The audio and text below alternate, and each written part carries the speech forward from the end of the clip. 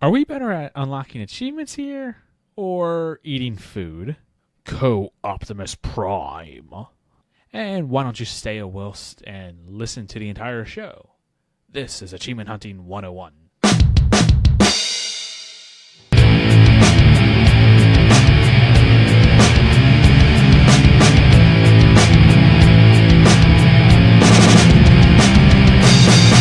Hello and welcome to Achievement Hunting 101. I'm Fufu Cuddly Poof and thank you for listening. This is level 44. So Michelle dropped out this week. She went back to her puzzle games or whatever it is that Michelle's do. So it's just back to the typical pickle party. With me we have Nate, Corey, and Elle. What's up, guys? Vlasic. Classic. No, I'm a Vlasic guy. I don't know what you guys are. I'm Vlasic. You're flaccid? Yes. What are you talking about? Starting off on the wrong pickle, guys. All right, well, how was your guys' Memorial Day weekend? Corey, let's start with you. Well, it was a weekend that I didn't have to work, so plus off the bat. Gaming-wise, it was really productive. Ooh. I am working on curating my RTDL list in a different way by knocking out all these low ratio games that are in my pool that I've dived and have been sitting there for a long time. And so I knocked out Where the Bees Make Honey. I did that second run. Where do they make honey? Yeah, where do they make honey? Honey? In their butts. I also finished The Long Reach around, and it was okay. I followed a guide to help me with that, but that one. I think it was my fault, but there was one achievement. It was non-missable, and it didn't pop for me. I think it was because I left it in standby mode and came back to it, and so I did have to replay, I don't know. Which achievement? I don't know. It was for finishing, the first section, the first chapter or whatever. Yeah, what is that? That happened to Michelle, too. She missed one because of the same reason. So I had to, once I was done, I started a new game and I had to play, 30 minutes or whatever to get it, but... Drink from the fountains? No, I got that one. That was a collectible one. After this one didn't pop, I immediately saved, quit, and I relaunched the game and everything else. After that, popped fine. So luckily it wasn't a collectible one. It wasn't an in-game one either. I also knocked out Glass Masquerade. I told you nice. That's kind of one of those, play a puzzle a day here and there. So I had 3-4 puzzles left and I just decided to knock it on out. Let's see. Oh, I have 3 more games, man. I also beat The Moose Man, another game that I had only dived previously. Followed a walkthrough for that. That's not nice. Don't beat Koosh. I would never do that. You just said that? It was very boring. It was just boring. There's 52 collectibles.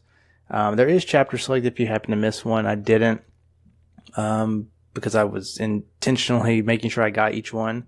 There really was one tricky one, that I would say actually you should follow a guide, if you don't want to have to go back and try to find it, although it probably wouldn't really take you that much time. Thanks sometimes you. What a treasure. Yeah, it was a sometimes you games. So the rest of the achievements were from the story. So all in all, that game is very simple and easy. Probably 2.5 hours of your time. Hey, Nothing hard about it. It's Xbox One enhanced. Well, thank the Lord for that one. 600 meg game. I got 2 more games to let you know that I finished, and they're all more interesting than the last ones, except for Glass Masquerade, because that's a good game. Oh. That would be Turn On, the infamous game that has 82 achievements. So good. An achievement for every level, completing every level, and for completing every level 3 stars. Each one has its own. And then there's some miscellaneous. Most of the ones I had left were the auto-scroller levels. And man, those are a pain, I tell you what. They are. Luckily, you can cheese it at certain spots, but there was a lot of frustrating moments when I would do that strat, intentionally fall off the line, and it would reset my progress. So frustrating. Really? Yeah, I kind of found... You have to get to the checkpoint. Well, no, if you go to the checkpoint, then you go too far sometimes. Because sometimes on the auto scroll levels, they get faster. And so my strategy was to clear like the top two, don't die, but fall off before the checkpoint so I can redo that section and do the bottom two or something like that. But there are certain invisible checkpoints that don't reset your starting progress on the line, but reset my collectible progress in that level. So I've worked through it, but that's all right. The last one was one that has been, I didn't think I was actually going to go back and get, but I decided to pursue it and finish it out. I had 2 achievements left. Both were later in the game, and the game started to get very frustrating for me, and that was Animal Super Squad. Definitely the highest TA out of the bunch there at almost 1,500. So not too incredibly hard, but frustrating nonetheless to get in the later levels to unlock the last character. But yeah, good weekend for me. You had a productive gaming weekend. Yeah, Wow. I had to prioritize to make sure I get my FOOF status after I neglected a lot of stuff for RTDL.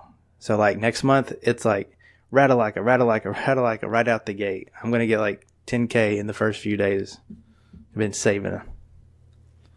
Be a good start to next month. How about Yes, you, sir. Nate? How was your Memorial Day weekend? Oh, it's pretty good.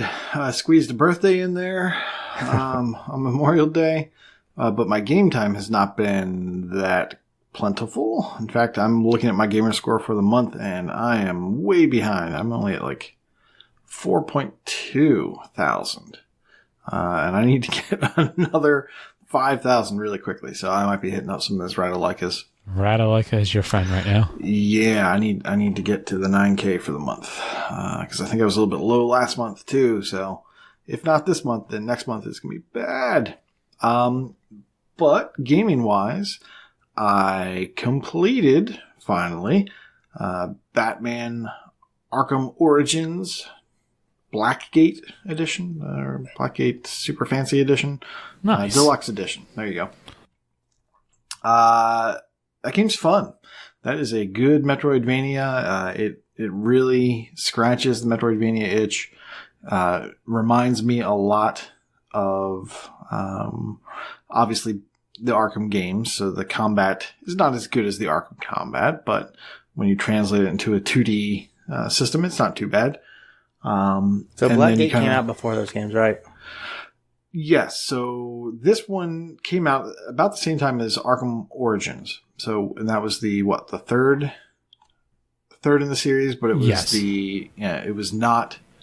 It's the prequel to Asylum. Yeah. So it's not the good Batman Arkham, but it's not bad. It's still a good game. Yeah, it's a good game. I enjoy it. So it's got kind of the combat from Arkham, but it's not really the focus. The focus is really on the exploration and the Metroidvania-ness of the game, and it's quite good. However, there are some things you need to be aware of if you don't want to end up playing the game a lot, and I thought I was doing a good job of that. But at the end of your 3 runs, each run, you're basically ending the game with a different villain.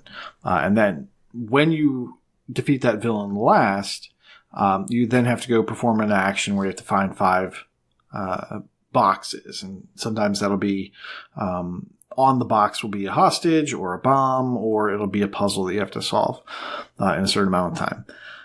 After you get to the 5th box, and as you're opening each one of these boxes, you then open the box and you get the clue that tells you where the next one is. The 5th one has a little bit of story related to it. So it's very easy to forget to actually open that box once you're done. And if you do that, you don't get a piece of a costume. And if you then end the game, there's no going back to get that. If you wrap around and go to do Game Plus, you can't go back and get that piece. You have to do another completion. I thought I was doing a pretty good job of that, but I apparently messed up on my first run through, and I did not get the belt that I needed from the 5th hostage, I think, that I was looking for. So after my second run, I was like, oh, cool. This is it, man. I've got like 3.5 hours and then I'm done this game. I was like, let me just go look through. And I started looking through and I saw that 2 of the costumes weren't completed yet, and there really should only have been one. So I messed up. So don't do that. It ended up costing me an extra 4 hours. But that game is fun. An extra 4 hours for a 400-point game. So I know some people are shuddering when I say that, but I had a good time with it. Maybe you want to break your runs up and come back to it, but I enjoyed it. After that, I played a little bit of Minion Masters. This is a free-to-play, kind of it's not a CCG. I thought I saw somewhere that it was a collectible card game, but it is. This just came out, right? This just came out, I want to say last week or maybe 2 weeks ago at the most. And there was a free card pack that came with it, or a free DLC pack that came with it. It just gives you a new Minion Master and, I don't know, some units. This is essentially Clash of Clans. Ooh. What was the other one? Clash Royale. So strike that. Not Clash of Clans, is Clash Royale. It's not as advanced. It's fun. I actually prefer it over Clash of Clans. It's a Clash Royale light. It doesn't seem to have the same kind of niceties built into it, but it's not bad. It's a little bit buggy, but I knocked out 1, 2, 3, 4, 5, 6, 7, about 10 achievements. It is going to be a bit grindy to get I think it's 500 daily quests or 100 daily quests, but you can get 3 a day. So you will just kind of wear it down. And then there's 500 ranked matches. But either people aren't too good, or I'm still in the low levels. It does seem doable, but it does seem like a grind. You might want to check it out. Or you could do it on a separate account if you want to find out if it's for you or not. It's definitely just Clash Royale. I'm looking at the screenshots. It's completely Clash Royale. Yeah, it's very similar to Clash horizontal Royale, instead of vertical. But it doesn't have the unit recognition that a Clash Royale has, because those units are very unique. These units, I'm still getting a little bit confused when I go to place one of them down. I'm not quite sure if it's the one I'm intending it to be or not. And so I'm enjoying it right now. Might be worth looking at. I actually played Clash Royale for a little while, and I'm looking right now to see if there's a mobile app. It doesn't look like there is on iOS, at least. But this would be the perfect game to add it to mobile and have achievements. Yeah, really. Yeah, well, like I said, it's still a bit buggy. I don't think they're quite done with it yet, or ready for all of the rollouts. What's weird is you can get this from Discord. So this is one of those Discord games that when you launch it, it says, hey, do you want to install this? And that's then different. Discord, yeah, I haven't seen this before, but Discord acts as an installer, and then you can launch it directly from Discord. I was checking that out because I was trying to redeem some unlocks that I got from signing up for a newsletter, and it didn't look like the two were connected. So I don't expect that they'll talk and your progress will carry over. So if you just want the achievements, stick with the Xbox version. Maybe they'll add some sort of inner talk later, but for now, just stick with the Xbox and uninstalled. I actually uninstalled the version from Discord once I realized that there was no way to sync them up. Is there a Windows 10 store version? Do not know. I don't think so. Let me click here on the game. It says Xbox One and Windows pending, but it does not say play anywhere. So that would be the perfect kind of game, like Corey said, not only to have achievements on mobile, but to have it on Xbox, Windows, mobile, and have it all sync up together with your Xbox Live profile. Yeah, if it's decent, I don't mind it. Like, I will take a grindy game that is on mobile like that. If it's full, that would be. Except Age of Empires, that was just bad. I couldn't play that. It is published and developed by Beta Dwarf, and the only other game they've done is Forced. However, when you're looking at the load menus, it feels very much like Realm Royale. Is that the one? It feels very much like that. I can see it. Yeah. Clash Royale or Realm Royale? Realm Royale. Wasn't that the Battle Royale game? Yeah, it was the Battle Royale game. Yeah, it feels very much like that. When you load it up, it feels like it's the same developer. It feels like it's the same GUI. Okay. But yeah, that was me. What about you, El? Man, I like how Kenny was asking us about our Memorial Days, and then Corey starts talking about games. He wants to know about all the food we ate, right? Yes. Did you have any, what do they call the mozzarellas? No, of course not. Those aren't keto friendly. So? That means they're good then. I had 2 cheeseburgers from the grill. I had one with sugar-free barbecue sauce. And another one with salsa and guacamole on it. It's delicious. No bun. Lettuce wrap. Come on now. Romaine or iceberg? No. But then I had some corn. Don't tell anyone. Well, that's okay. You don't buy corn. You only rent it. That's beer. You didn't go with the bacon? You play corn at stereo up to 11 for corn. What? That's Spinal Edit Tap. and Freak of a Leash here. Spinal Tap. He's Also talking about Hate Your Mother music. Before your time. I know Spinal Tap. And the best thing about the corn is there's this, I can't believe it's not butter, spray stuff. You spray all over. It's fun. I can completely believe it's not butter. My It's true. wife puts It's Rotel spray. in corn sometimes. It's What pretty is good. that? What's that? Rotel? Nutella? Never heard of Rotel. What is that? Oh, it's like Is that yogurt butter? no, it's like little chilies and peppers. Okay. We're going to need a link for the show notes again. That's not a regional thing. Can't be. Yeah, I think it is. Well, You take a can of Rotel. Do you know what Velveeta cheese is? Yeah. Heart You attack have on a to plate. take Velveeta cheese, mix Rotel in that, and you have the best nacho dip that there is. I still don't know what Rotella is, so it's you're not really saying words. Oh gosh, you're gonna probably make me like look it up right I'm here. gonna It's probably like that's a dead regional. coon. Yeah, it's fermented in a dead coon hide. It's diced tomatoes and chilies. Green chilies Oh. is the original. That's all it is. All right then. But continue with your Memorial Day weekend, L. But let's actually talk about games. You ate a horrible lettuce wrap burger, so He also had a foot-long hot dog. Ate it in one bite that's impressive. with sugar-free barbecue sauce. I'll talk about my foot-long hot dog. So, much like you, I completed Where the Bees Make Honey. And Terrible game. terrible decision. But it showed up on the random to-do list. The more you guys talk about this, the more I want to play it. Do you have any thoughts on it? I tricked Michelle into playing with me, so we played simul one player, where basically she told me what to do and I did it. And That sounds about right. the puzzles weren't too bad. The honeycomb puzzles. The bunny part wasn't that bad either. So, quick sidebar, since I've played it on launch and just this past week, they have updated that bunny section tenfold. The controls are so much better. I had zero problems with that. I flew through it this time. The controls weren't bad. I was trying to figure out where to go next. Oh, that one, Just- I obviously didn't have a problem since I already played it before, but Or just in that general. section was pretty linear. Well, it wasn't the most clear. Yeah. You had to, if you saw dialogue, you knew you were going the right way. Oh, well, I mean, it's not that big of a area.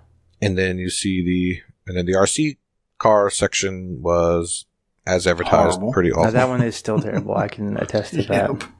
First time I did it was awful. Second time wasn't as bad.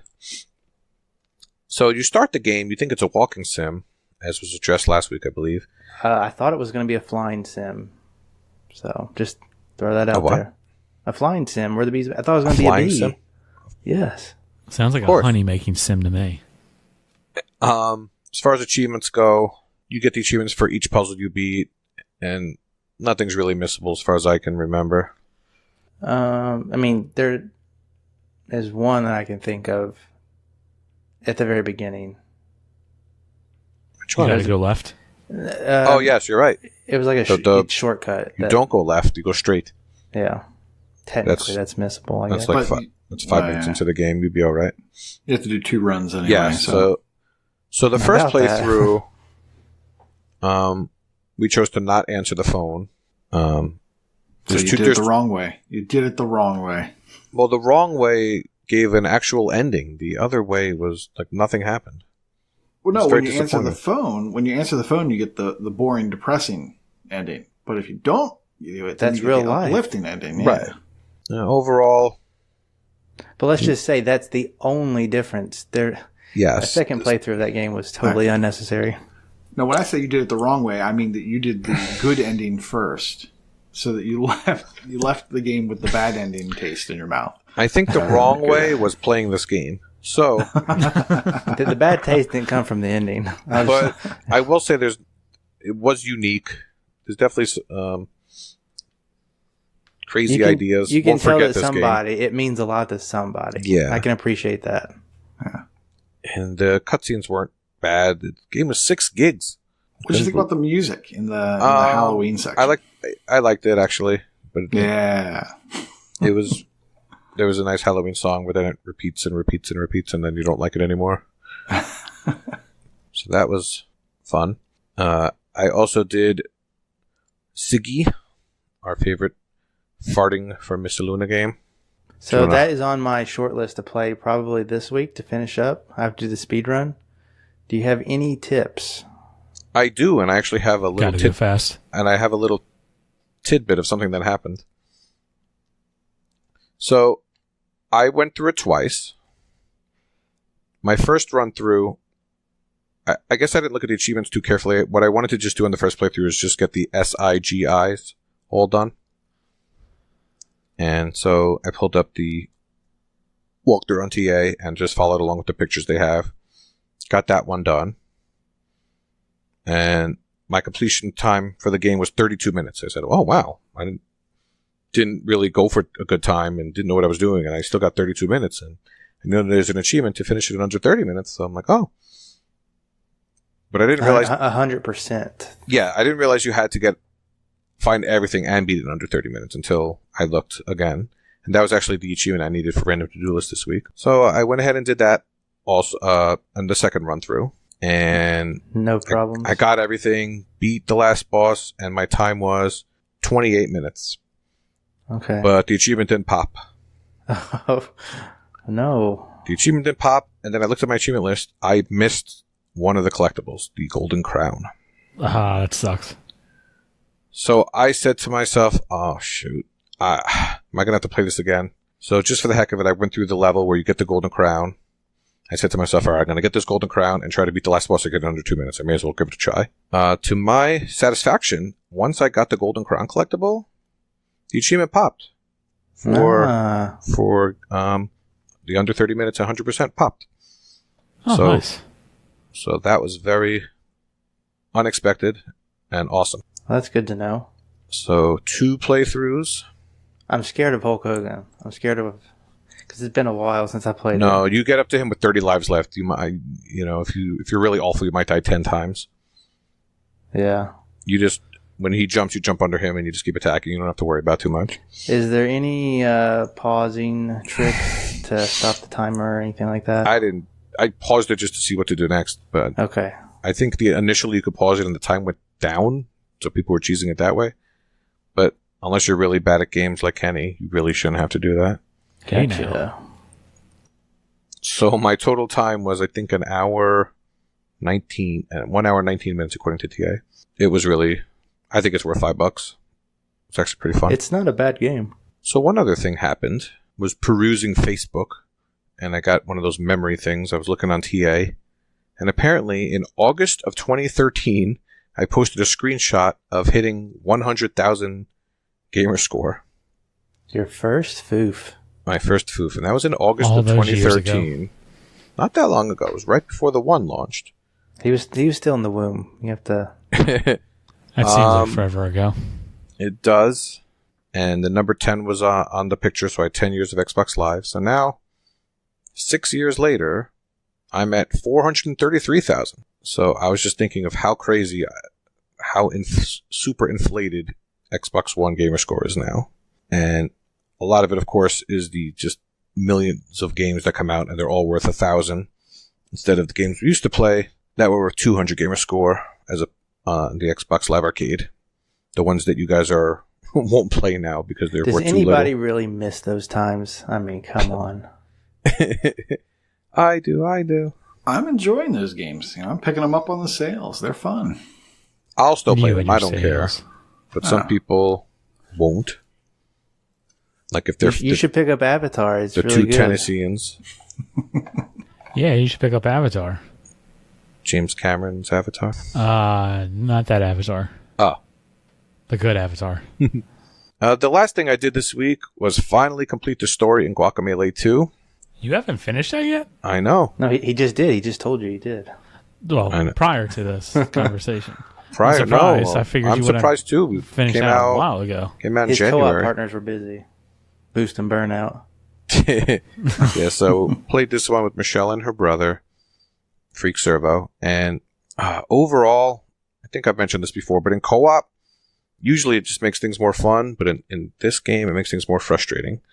If there's any platforming parts, the easiest way to get it done is just to, if you're playing in co-op, you could just hit both bumpers and you turn into the bubble that follows you around. You've probably never seen that before, right?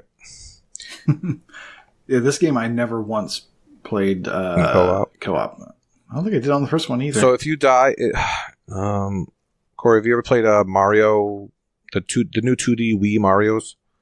No. The new Super Mario Brothers? Any one of them? I mean, Ish. no, I haven't. No?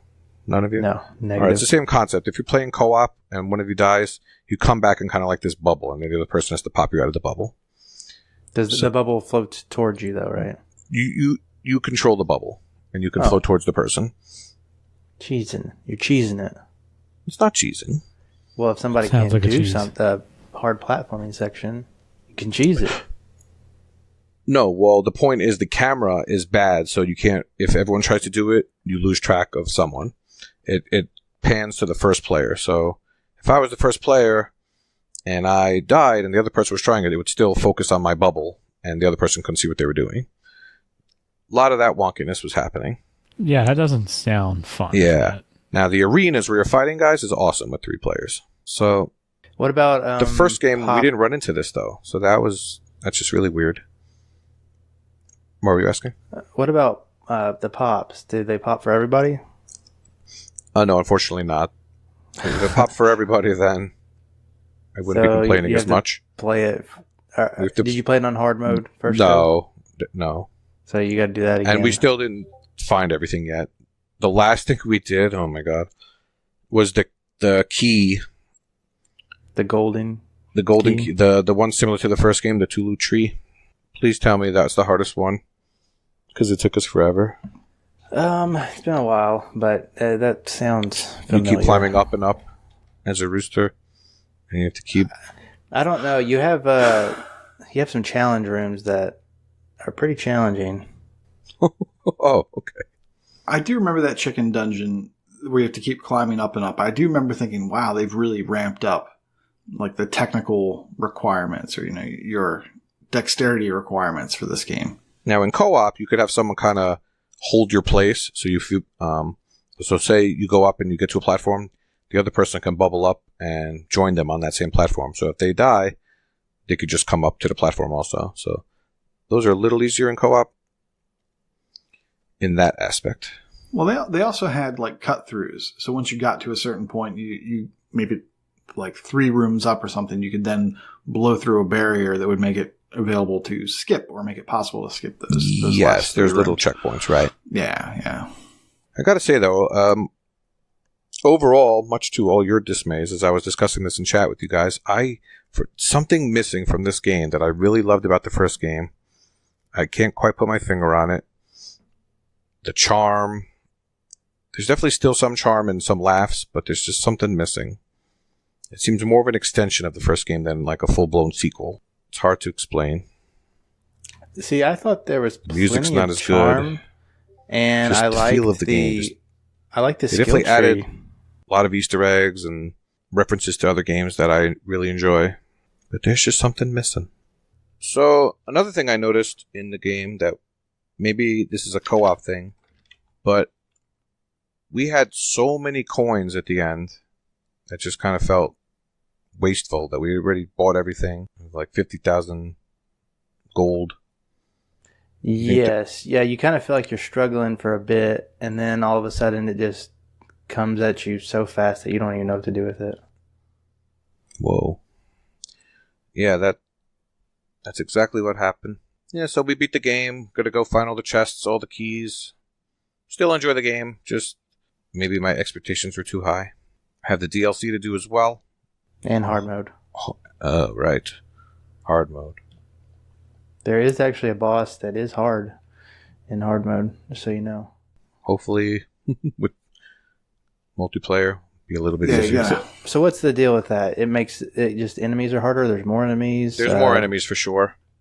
What about when you're doing a boss fight and there's only one enemy? Do they... Take more guess- hits? That's a good question that I can't tell you.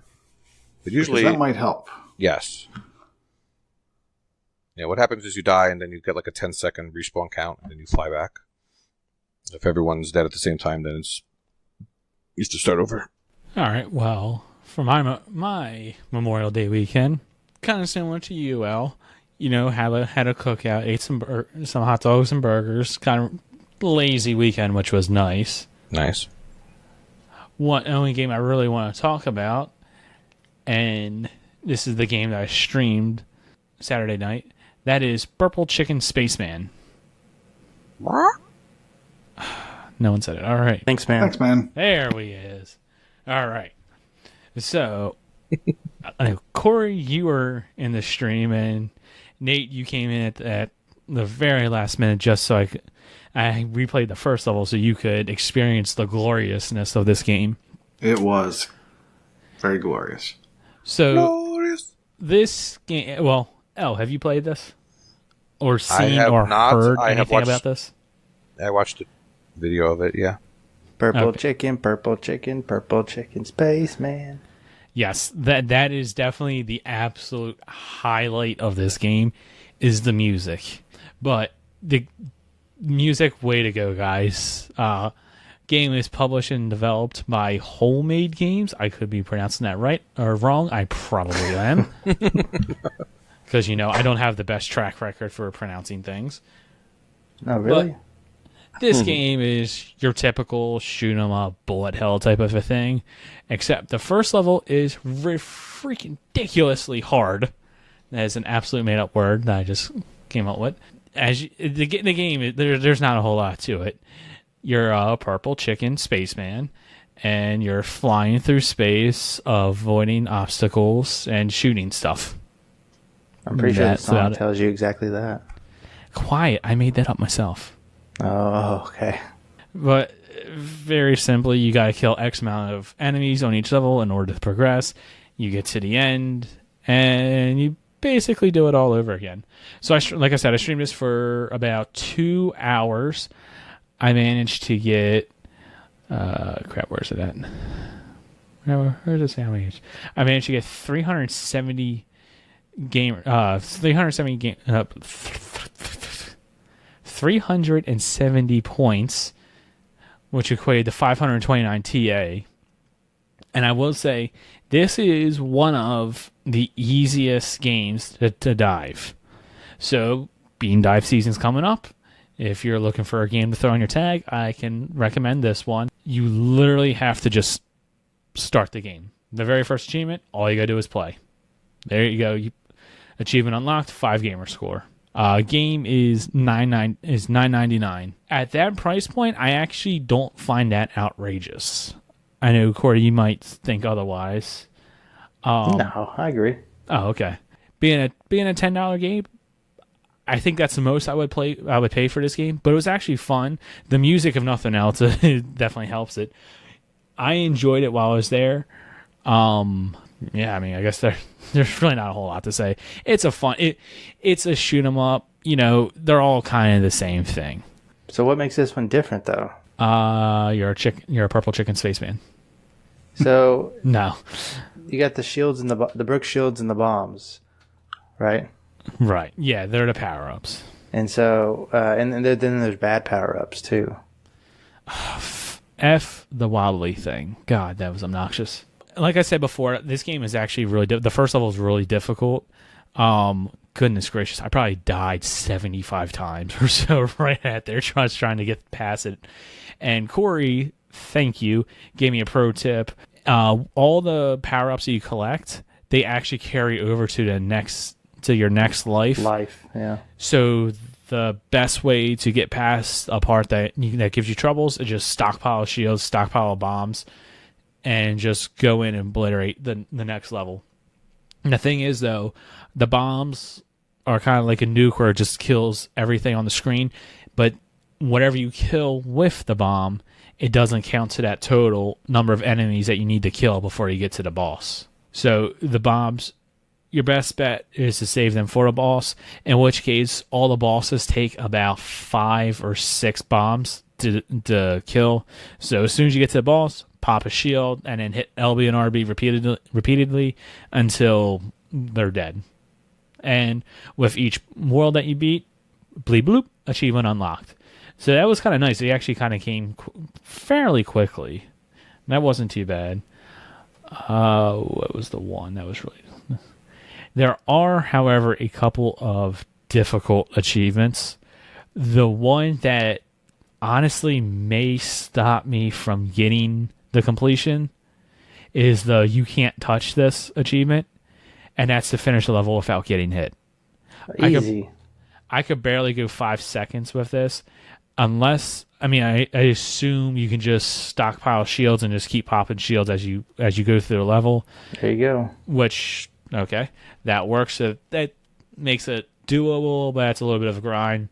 I'll probably get around to it because that one is 200 gamer score. That's a big investment on that one. And the other nice part is when you pop that one, you also get the DK like Dodge Man achievement, which is you could also get the didn't shoot for 30 seconds and didn't get hit. Yeah, that definitely helps with the difficulty, but right off the bat, most players are going to be turned off by that first level. Like, yes. It is very discouraging because it is difficult, and you only have to kill 15 enemies, if that. Yes. So. Yeah, it was literally kill 15 enemies, and I spent a good hour trying to just kill 15 enemies. And you flew through it after that, to be honest. You didn't seem to have much difficulty with the rest. Yeah, after that, the difficulty came down quite a bit. I think a big part of it, and this, if you don't know what I'm talking about, this is going to be a little confusing, but you can go through, watch the stream, and you'll understand a little bit more. But on the first level, you have these green caterpillar that comes at you, and the caterpillar is in 6 segments. It's 6 circles that follow each other. Well, when you kill that, it only counts as 1 on the first level. Whereas every single level after that, you'll be another enemy, kind of the exact same thing, but instead of being 1 enemy, it's now 6. So by doing almost the same amount of work, you get more kills. And that is the thing about this game that is very repetitive and very simple, is that every single level is virtually the exact same thing. You have a random enemy that comes at you that you can't kill. You have some sort of object that falls from the sky at random that just tries to kill you. And then you have some sort of caterpillar type enemy and a UFO type enemy that just comes in and shoots in 3 different directions. That's it. You can definitely tell that it's just a simple shoot 'em up idea at Xbox game. And there's nothing wrong with that. No, absolutely nothing wrong with that. Thanks, man. With that also leads us into something that I want to talk about a little bit more, and that's our YouTube and Mixer. Now, if you have been in our Discord, then you have probably noticed that we've gotten a whole bunch of notifications in the podcast discussion channel. If you're not in Discord, then you're either stupid or ugly, so you should hop on over there to reverse that. But over the weekend, this is also what I did on my Memorial Day weekend, is I uploaded a bunch of videos to YouTube. If you're interested in seeing the two streams I have done, the Crashbots stream from last week or the Purple Chicken Spaceman this past Saturday, then they are up on our YouTube page. Along with that, I created a playlist, and all 5 Soma Game Club discussions are up there. If you have not listened to them yet, I highly suggest listening to them. As I was going back through, I decided to listen to them again. Waka, you did a good job on that. I really enjoyed it. I haven't played the game, but I still wanted to listen to it. And with that, if you also haven't been following the Mixer, please go over and give that a follow so you'll get a notification when we do go live. I know, Corey, you stream every so often. I am going to do my best to be able to stream once a week. It will either be a Saturday or Sunday night at 10 o'clock Eastern, so you can calculate it to whatever that time zone is for you. This week, though... And I'm doing my best to get him to rage, so I think it's working so far. Yes. Thank you for everyone joining, by the way. You make the you make the stream a little bit more interesting because Corey, Brooke, Kingsman, Jay Black, and Saucy Slingo, all you guys are doing is just pushing my buttons and trying to get me to rage more. And Fugs? Was Fugs there? Was Fug there? No, Fug wasn't there. Sometimes he's there. He actually watched the VOD afterwards, and he commented, yes, please get better for the viewers. So if you could do that for us, Kenny. Yes, I've heard lots of please do better for the viewers. Makes sense. This coming Saturday, if my weekend goes according to plan, I'm going to try to stream 2 games. The first game, I want to start around 6 o'clock Eastern. That'll be Power Rangers Battle for the Grid. Thank you. I was thinking Power for the Grid. I knew that wasn't right. I want to be able to stream that. And then the next game, I'm going to throw it up to the community. If you're I can do my suggestion. Vote. Possibly I will do your suggestion if the community says so. If you're in our Discord, there'll be an announcement coming up the same day that this releases, and you can vote on what you would like to see me stream or potentially rage and throw a controller with. He almost did that with Crashbots, by the way. I almost did that with both these games. I have never felt so defeated playing Purple Chicken Spaceman. That game really started to get to me. But a couple of different ones that we have is Whittletree, Reverse Crawl, Steel Rats, and Corey's suggestion, which is Dragon's Lair Trilogy, which... Yes. Oh, boy. Yeah. Okay, winner. maybe that will be it. I know nothing about this game. Corey said that I need to play it solely for that reason. I want you, a young, yes, to review that old, very, very, very old game. Yes, and as soon as I said that, both Nate and Elle gave me a look. So it's a lot like Dragon Age, so I think you're going to have a good time. Totally, just like Dragon Age. I'm starting to have some doubt. Some doubt with this. I'm sorry. I don't know if I want to do this. But the last option is a Ratalaika showcase. If you like, there'll be a couple of games on the dock. Games I plan on streaming for that is Zeopollen Invasion? Whatever. The Zeovasion's close enough.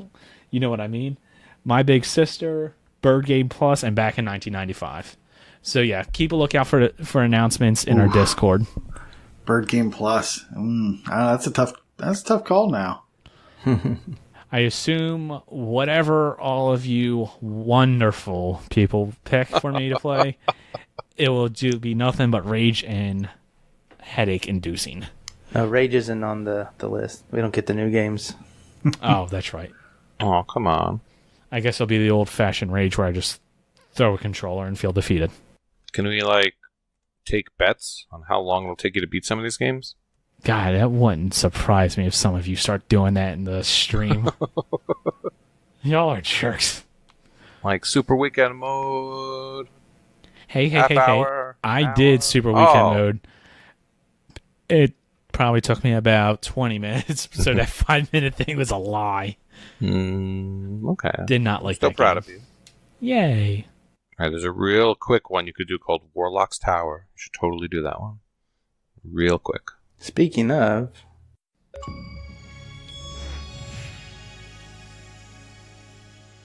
Good evening, everyone. It is time to review Warlock's Tower. Warlock's Tower is the new Ratalaika title coming out May 29th, 2019, with a retail price of $4.99. Warlock's Tower is a port coming to us from, well, it's on Steam right now for $9.99. And this makes it the first time I think I've ever seen the opposite of a console tax hike. It is actually a console discount. Although not if you look at the mobile ports, where it also exists on phone, where it is $1.99 on Google Play and completely unavailable on Apple. So it is a price that is all over the place, but it seems like it might be a fair price as we get into this a little bit more. As a Ratalaika title, we sort of know what to expect at this point. It's going to be a fairly quick completion and a not really low quality game, but that's the way we think about it. I'm here today with Matrarch. Matrarch, how are you doing? I'm doing very well, thank you. And thank you for having me join you on this review. Well, my pleasure. We have had an opportunity to play this game now for a few hours each. You actually have the completion already, which is quite impressive. Well, thank you. Because despite the fact that this is a Ratalaika game, this is not following the usual Ratalaika style. And why don't you go ahead and give us a few minutes talking about how that goes for you? So what we mean when we talk about the usual Ratalaika style is that the game is not just quick, but it doesn't invite you by virtue of its achievements to actually experience the whole game. And Warlock's Tower's achievement list definitely requires you to play most of it. I won't say every level. So in terms of organization, throughout the game you go through various worlds. There's the dungeon, the factory, the warehouse, the library, and the chambers. And each one has levels within it. And in order to complete the game's achievement list, you do need to get all the way through the end of the chambers levels. So it's a little unusual for Ratalaika. And when you're playing it the way that we're fortunate enough to play, and thanks to Ratalaika for providing us with a copy of the game to review, there's no guides yet, or at least no great guides out yet. So we got the experience of playing through the game without having kind of the crutch, I guess you could say. Well, we don't have the crutch of a guide, which for a puzzle game is both a curse and a blessing, because we get to actually experience the puzzles and have to puzzle through them. So the achievement list does require us to play the whole game. What kind of game are we talking about? Well, it's a puzzle game.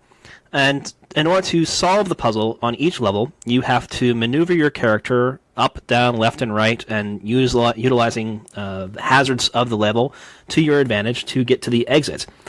The trick of it is that you only have a limited number of steps with which you can complete the puzzle, and that starts at 3. It's always 3. If you use more than 3 steps, you die, and you have to restart the level. So obviously, since the exit can be many more than 3 steps away, and they'll have to go back and forth, there's ways you get extra steps going through, and the way that you find your path is actually the puzzle that is the game. The game is pretty well designed. The puzzles start off easy enough and get very challenging quite quickly. I ended up having a fair bit of trouble with some of the earlier puzzles, even on just the 3rd main level. The first time that you get a slime that joins you in the level, I spent probably 20 minutes on just that level. Yeah, the slime and the other enemies that are introduced throughout the game. Actually, let me take one quick step back there is a story for what it's worth. So in the game, you play as a mailman named Tim, and you have a letter you need to deliver to the Warlock at the top of the Warlock's Tower. So that's it. That's the story. There's a basis, but the game actually does play it out. And throughout the levels, as Cronus was saying, you're going to get introduced to different enemy types. And those would be the zombies, the slimes, and the fly eyes. They each have a movement pattern where you go 3 steps, and then they move 1 step. So the game is static. You do have to, there is one correct, there are multiple correct ways to solve some puzzles, but there's always at least one correct answer. And eventually, once we get to a point where guides are released, this is going to be one of those games where you press up, down, left, right, just follow it, and you'll get to the end real easy. That said, as you were saying, the puzzles are actually really well designed. And one of my favorite parts of the game is the fact that the game doesn't forget its earlier elements. So one of the first things you get introduced to is the zombie. And then later, when you get introduced to slimes, you'll have slimes and zombies in the level. You'll get introduced to pots or trapdoors, levers, buttons, conveyor belts. And the later levels do use all of these design features to create more and more complex and interesting puzzles. Yeah, as far as puzzle design goes, it is quite solid, like you're saying, for all those reasons. It even has tag team, where you can creatively use your moves between the two players trying to get to the exit together, and only one person has to make it to the exit, so you can sacrifice your teammate to the side, and they don't even have to make it, and it's fine. So there's a lot of ingenuity going on in the design of the levels. Unfortunately, it does have a lot of the look and feel of a port, and even then of a low-quality game to start with. It's something where I first saw it and I said, this looks like this belongs on a Game Boy, and not a Game Boy Nintendo DS, just the old brick Game Boy. It could fit on there quite easily, and the fact that it is available on mobile, it doesn't surprise me, because it feels like it probably would work really well on mobile as well. But you're not looking for the graphics so much in a game like this, or even the story, although there is a story to hold it all together. You want good puzzle design, and that is here. Right, I absolutely agree with that. So this is where this became the most interesting part of the experience to me, is playing the game pre-achievement, or not pre-achievement, pre-video guide for achievements being released. It's a very different experience, and this is the same with several other ReviewsKoosh games, and the one that comes immediately to mind for me is Energy Cycle.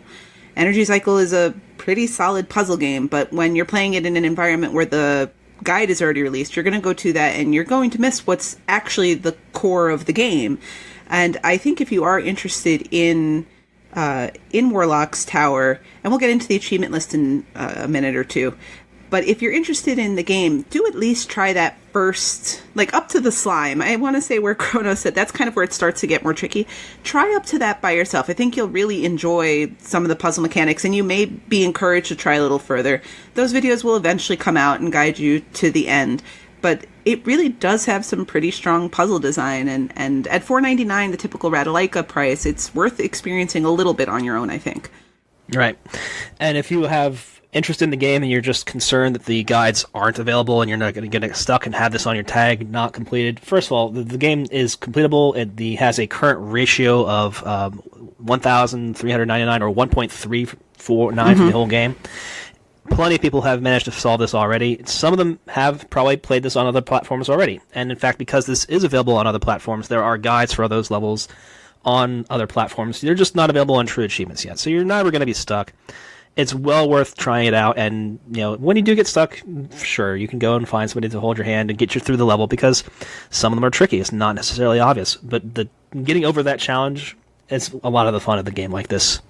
Yeah, and I see that Bill's is already Bill Zumanati. He's one of the guys who's already completed the game, and he always puts out really great walkthrough videos. So I wouldn't be surprised if by the time this actually is published and people are listening to it, one of them is available, because the game is not currently published as of this recording. So there's probably a bit of a delay in getting those available publicly.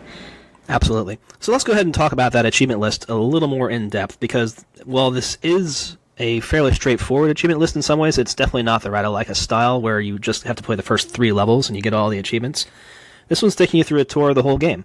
Yeah, and the list is actually broken up into, I guess you could say, 4 main categories of achievement types. The first part are the achievements that are related to the levels. So as I said earlier, there are 5 different types of, I guess, worlds, for lack of better terms. Every time you complete a world, you get an achievement. And for the world you get up to, you earn another achievement just for making it there. So you get those pretty quickly. Now, the achievements are to complete the world. So while you can avoid some stages because there are some branching paths, you do have to complete all of the main stages. Each world does have a secret level as well, but you do not need to complete those for the achievements. So you don't have to do absolutely everything. My completion within the game, when I earned the completion for achievements, was about 87%. So you can still skip some stuff. So that's one type that we deal with. Another type of achievement in there are just gameplay achievements, kind of, I guess you would say, the story-based ones that aren't just levels. So it's for meeting your tag partner, as Cronus alluded to earlier, that's Jess.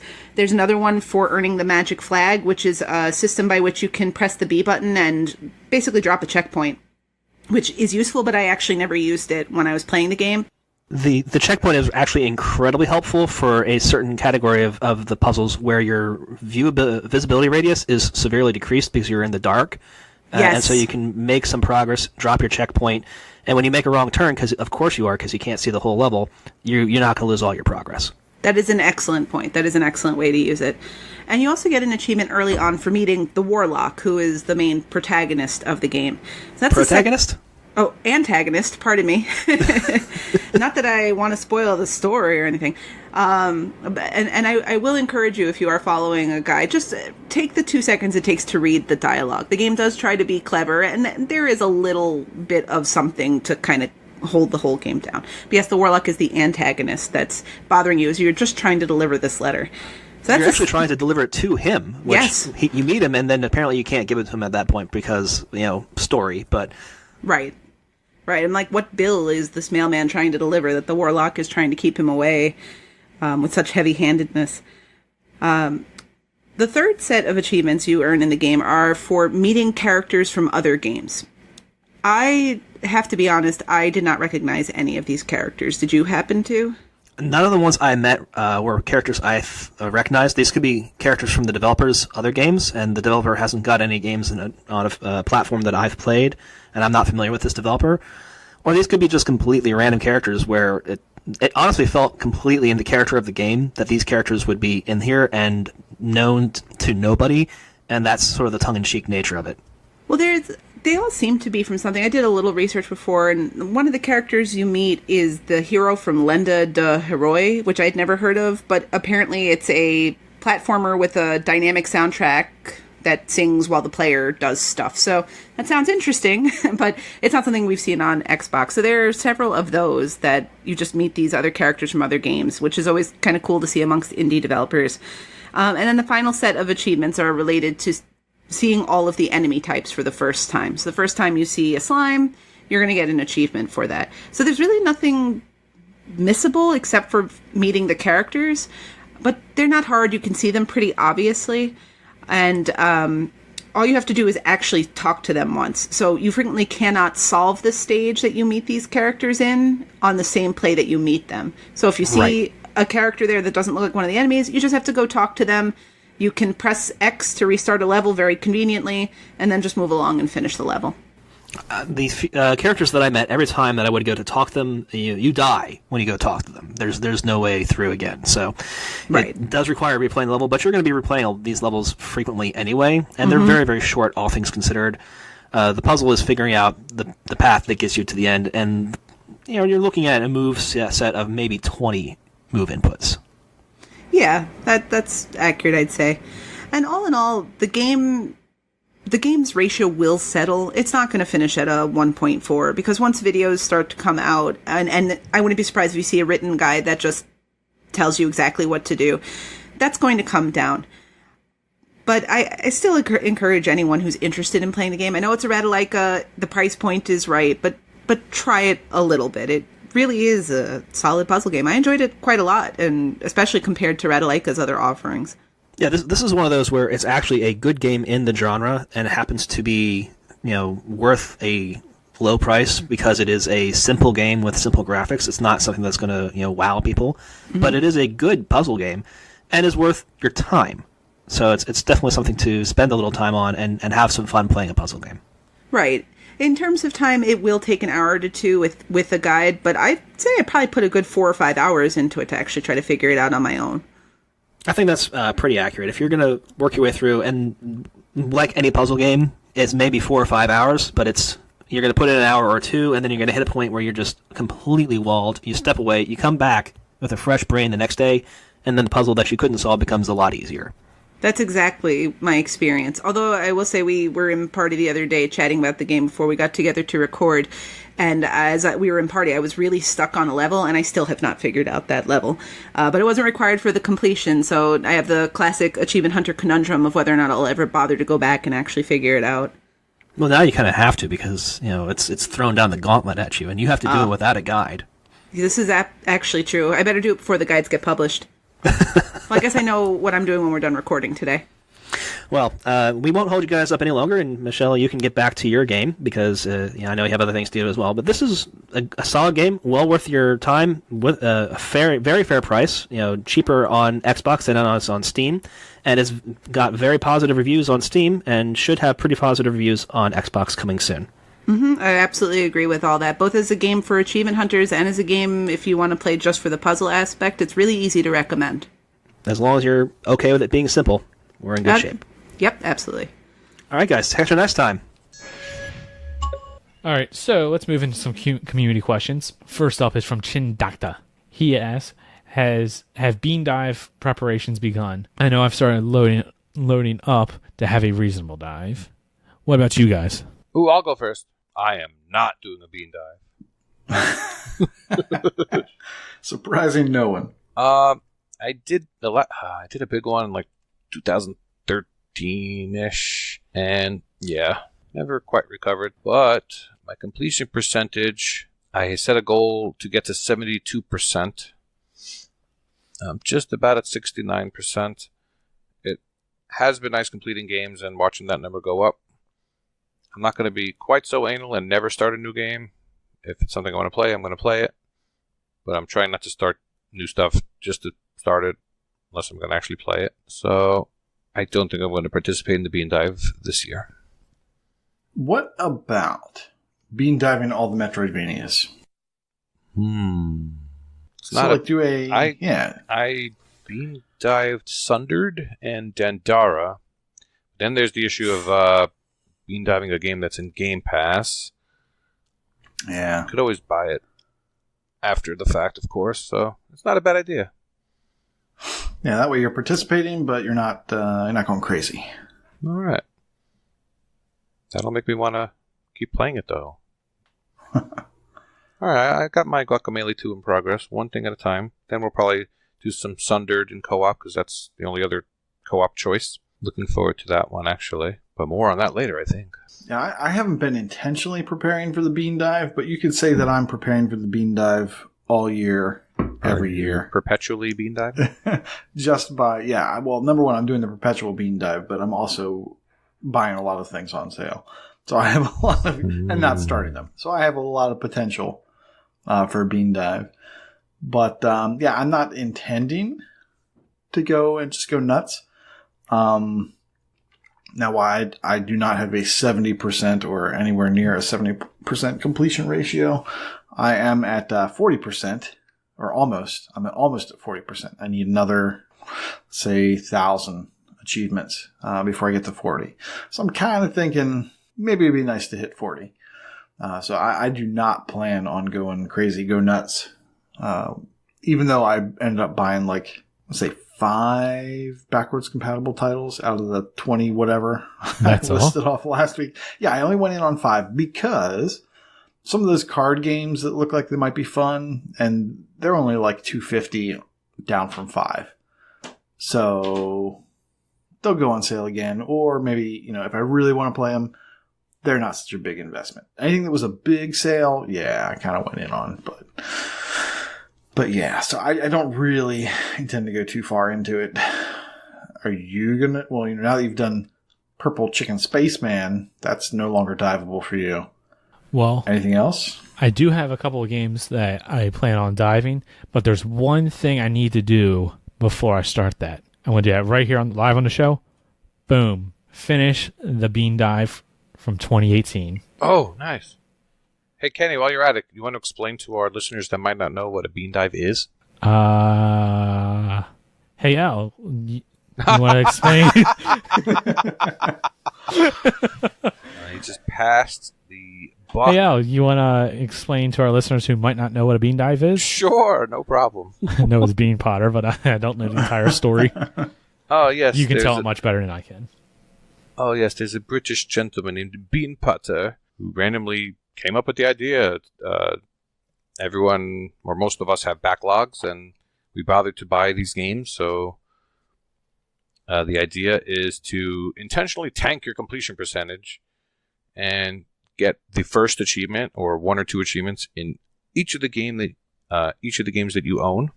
Eventually, on TA, they wound up instituting an actual official bean dive, so you can keep track of what your completion percentage was before the dive, and you can try to work your way back up. The intent is to actually play the games that you bothered to buy. That's what the intent is, according to what I think. What it is. But statistically, it's just to get your completion percentage back up to what it was after you get one achievement in each game that you own. And of course, once you play some of these games, you'll say, "Oh, this one's pretty good. Let me get back to it." Now, the problem, of course, is once you get back to it, you're probably going to end up starting over. You're not going to remember the controls, this and that. But everyone has their own reasons for doing it. Yeah, that was always my regrets. I guess the past 2 times I've done this is that I'd see a game and I'd start it and I'd be like, "Oh, this is actually pretty fun." But then I'd move on to the next and be like, "Oh, well, actually, this one's pretty fun." And so by the time I was done with my 2-week dive or whatever, even though I am doing the perpetual bean dive, the 2-week window or whatever, I would just be like, "Oh, I want to play that and that and that." Out of, the 20 games I dove, and, there's like 3 really good ones. But yeah, I would always find myself wanting to just stop doing that and go play the good game. Always a good idea to go play the good game. And that's why we rely on Random To-Do List to tell us what to play next. Random To-Do List is the Bean Dive's best friend. Go hand in hand. All right, so we also have a question from B. Smiddle, our friend Smitty. Ella, this is probably up your alley. No boy. But he said, yes, going on a trip in a few weeks when I'll have access to another gamer for a local co-op. Besides the obvious, like Overcooked, any other local co-op only achievement games I should be on the lookout for? I mean, the very first thing I think of is Overcooked 2, but what do you think, Al? Wow, you're a real Sherlock. Real rocket scientist. Well, I think Smitty was going to visit good old Stoosh. So they're probably just going to play Rocket League, so there's no point in answering this. But I will give it my best attempt. Not all co-op games are created equal.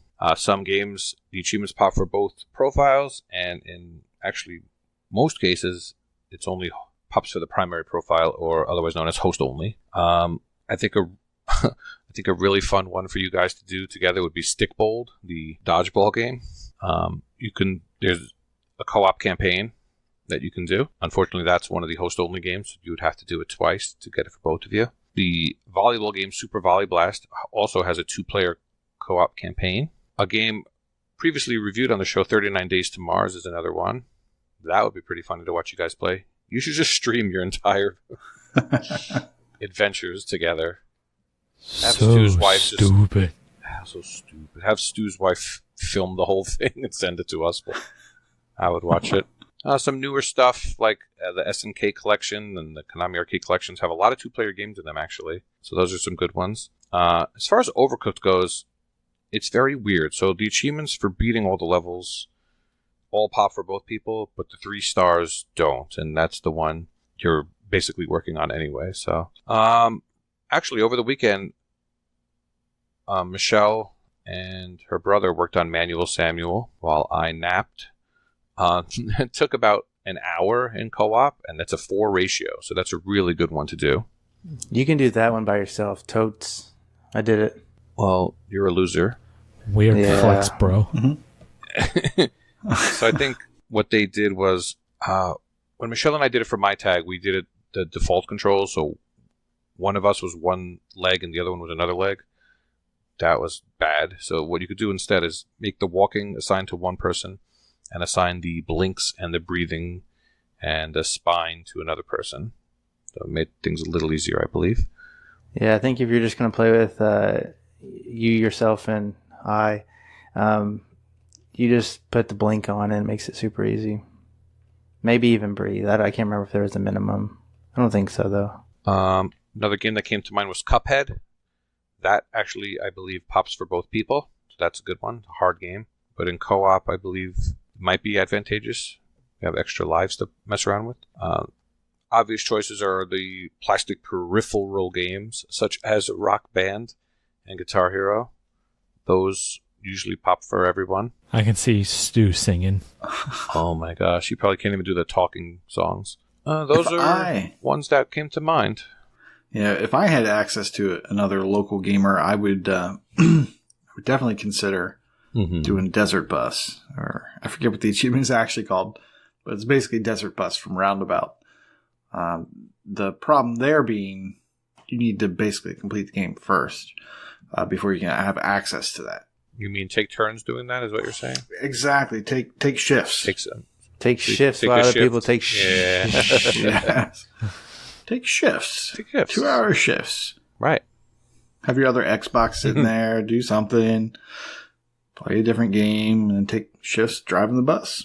Those would be a good place to start. There's this website that I use called cooptimist.com, Co-Optimus Prime, as it were. And you can filter online co-op, couch co-op, split screen. You could put 2-player, 3-player, 4-player games. It's really quite cool. And they do reviews of the game and then a separate review of how the co-op plays of the game. So that's a cool site. Trying to find some other stuff. You know, you have your split screen Halos and Gears and stuff, but you could do those online, so that wouldn't be a great use of local time necessarily. Maybe some twin stick shooters like Riddled Corpses, EX, and stuff like that. Oh, and I actually bought the new Game Club game, Spec Ops, right before it went off sale, so I'm looking forward to that. I noticed that there was a free DLC for co-op challenges, so that made me think of that. Fortunately/unfortunately, there's no achievements tied to it, so there's no real incentive to try them out, but maybe we will. I saw on Co-Optimus that each level takes around 10-15 minutes to complete. And actually, Co-Optimus, reading that, led me to see that Spec Ops is heavily influenced by Apocalypse Now, which turned into a whole conversation in the Discord today about famous movies that people have not seen. So that all came from that article that I read today on Co-Optimus. You would not believe some of the movies I have not seen. You were too embarrassed to mention them today? Nah, I just wasn't a part of that conversation. Mystic Pizza. You youngs don't know any movies or anything before 2000, it seems, with you guys. Jeez. Power Rangers was that before 2000. Yeah, but you probably watched the new ones instead. I think like the #1 movie of all time, like Shawshank Redemption. Okay. Never seen that one. Okay. What? I've seen parts of it. What are some of the other top movies? Just give me a couple. The Godfather. Never seen it. Never seen it. Godfather 2. I have. They've seen 3. Lord of the Rings. I haven't finished a single Lord of the Rings movie. Okay. I did force myself to watch Star Wars one time. Wow. Oh, how dare you? How dare you, sir? It was such a forced thing. All right, hang on. We got to hang up on Corey right now. Oh, my gosh. Gross. If you go in with a negative attitude, you're just not going to like it. I think I think I saw the new one. It was new the like 3 worst years one. ago. Which one? Solo? Oh. No, the one with the black guy. I don't know. Samuel L. Jackson? Oh, wait, he was in Phantom Menace. Kylo Racist? Yeah, that one. I don't remember. There's a couple. Funny enough, I've seen Star Balls multiple times. Unreal. I've seen Star Balls multiple times, and another one of my favorite movies is wait, Spaceballs. what's Not it Star called? Wars. Spaceballs. Airplane. Oh gosh, no, it's called the one where it's like the terminally ill kid wants to sneak into George Lucas Ranch and watch one of Bubble the Boy. Star Wars. This sounds like South Park. Oh my It's a gosh. movie? Yes, it's really good. I have it on DVD. One of the only DVDs I kept. I'm gonna This look is it a up. serious movie, or this is a joke? This is a serious movie. Fanboys. So it's not a Yes, comedy. that's it. Fanboys. Yes. Okay. I've heard of that. I've seen Fanboys and Spaceballs way more times than all of the Star Wars movies combined. Spaceballs is great. Saw that recently. So we're going to start a new spin-off movie podcast. Yep, I'm not invited. Oh, Westerado's a good game. They could play co-op. Is Westerado on sale this week? No, it's in Game Pass. They could play that. Oh, even better. Oh, I see. Hey, Corey, do you know what's on sale this week? Wait. A load of crap. It is crap. That was a really bad sale going, guys. Unbelievable. It's no worse than what you're about to expose us to. Whoa. We're on video here. Yes. I think we're just going to let Nate talk about this week. Yes, I have nothing to talk about with sales, really. This is one of the weakest sales weeks. Well, you have to keep in mind, we are between sales. This is, just recently we had the backwards compatible sale where they just kind of blew out the inventory and just dusted off all the old stuff and let everybody get in there and look at that. And then next week, I think, or very soon, we're looking at E3 sales. So this week was kind of hopefully the quiet before the storm.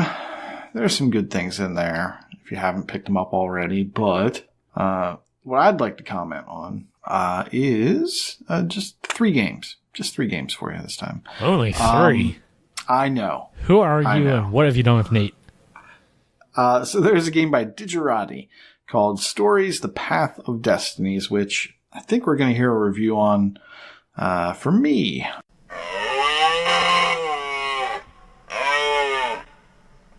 Hello and welcome to an Achievement Hunting 101 podcast review. I'm Nate, aka Koosh Moose, and today I will be reviewing Stories, The Path of Destinies. This game was published by Digerati, it was developed by Spearhead Games, and it was released March 22nd, 2019. This is an ID at Xbox title with 136 tracked gamers and 10 completions. It's got your standard 1000 gamer score for 1893 TA. 3 achievements are above a 2.0 ratio. The publisher did provide a code for us to review. It is currently $15 on the US store. From their website, the description of the game is as follows. Sly ex-pirate Reynardo finds himself an unexpected hero standing against a mad emperor and his army of ravens.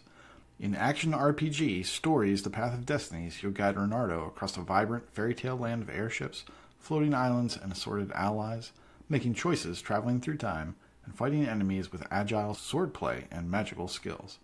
An empire teeters between salvation or ruin. Your choices will decide its fate.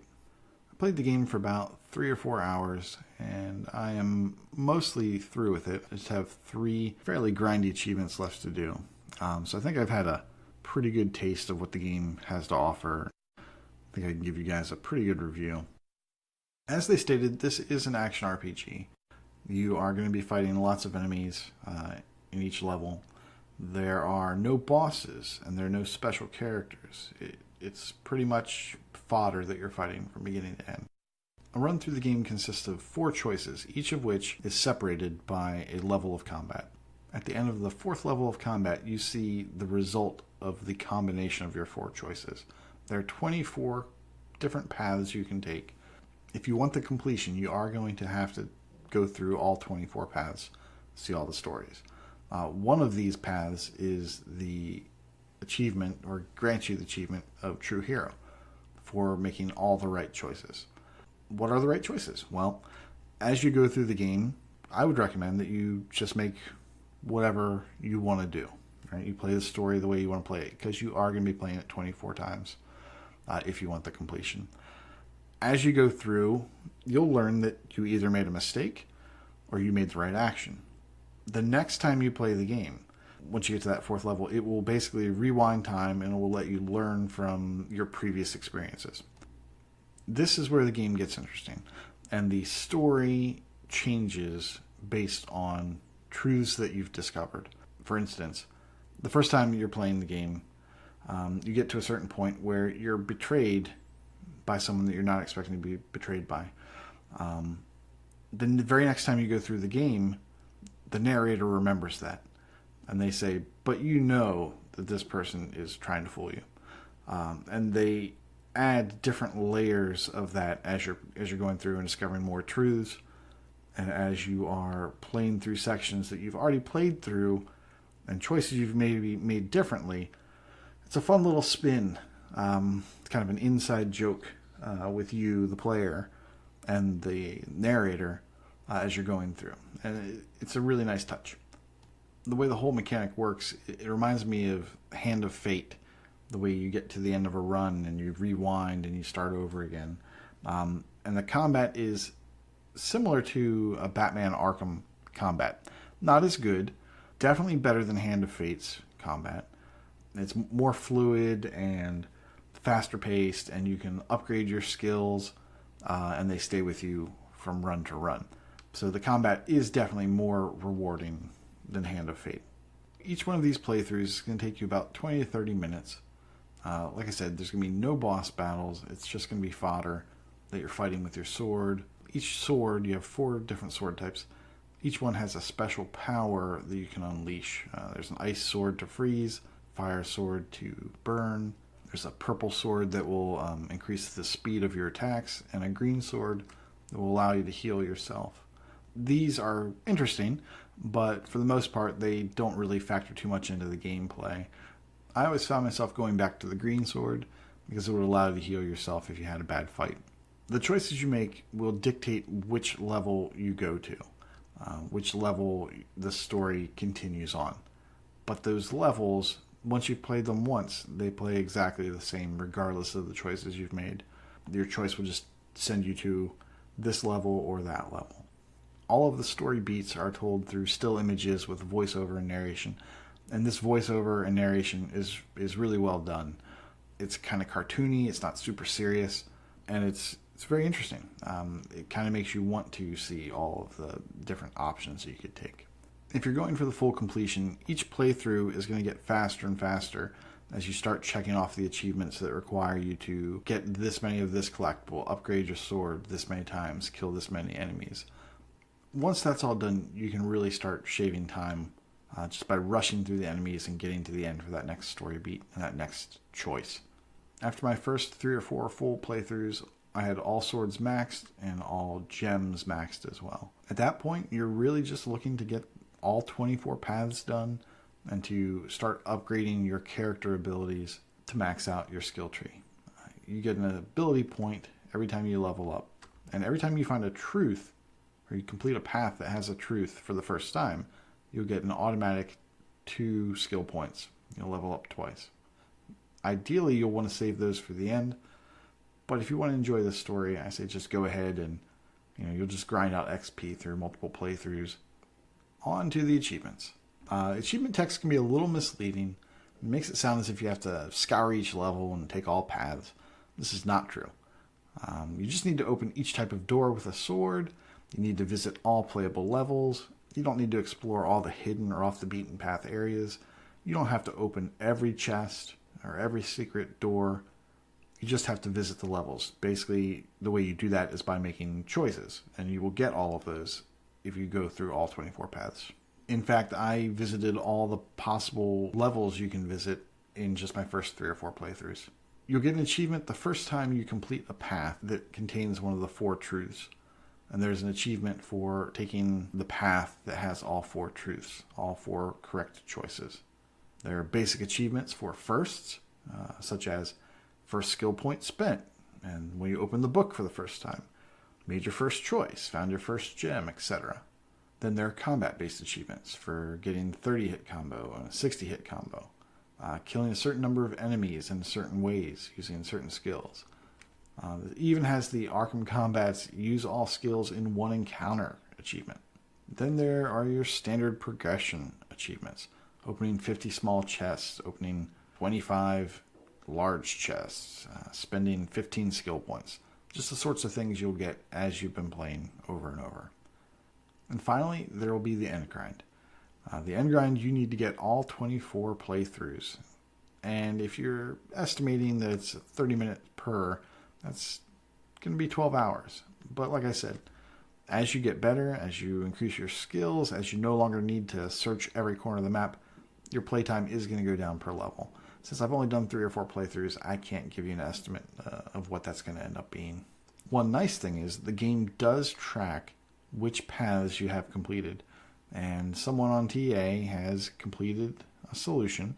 His name is Johnny X Gamer, and he has mapped out all 24 playthroughs that you'll need to do.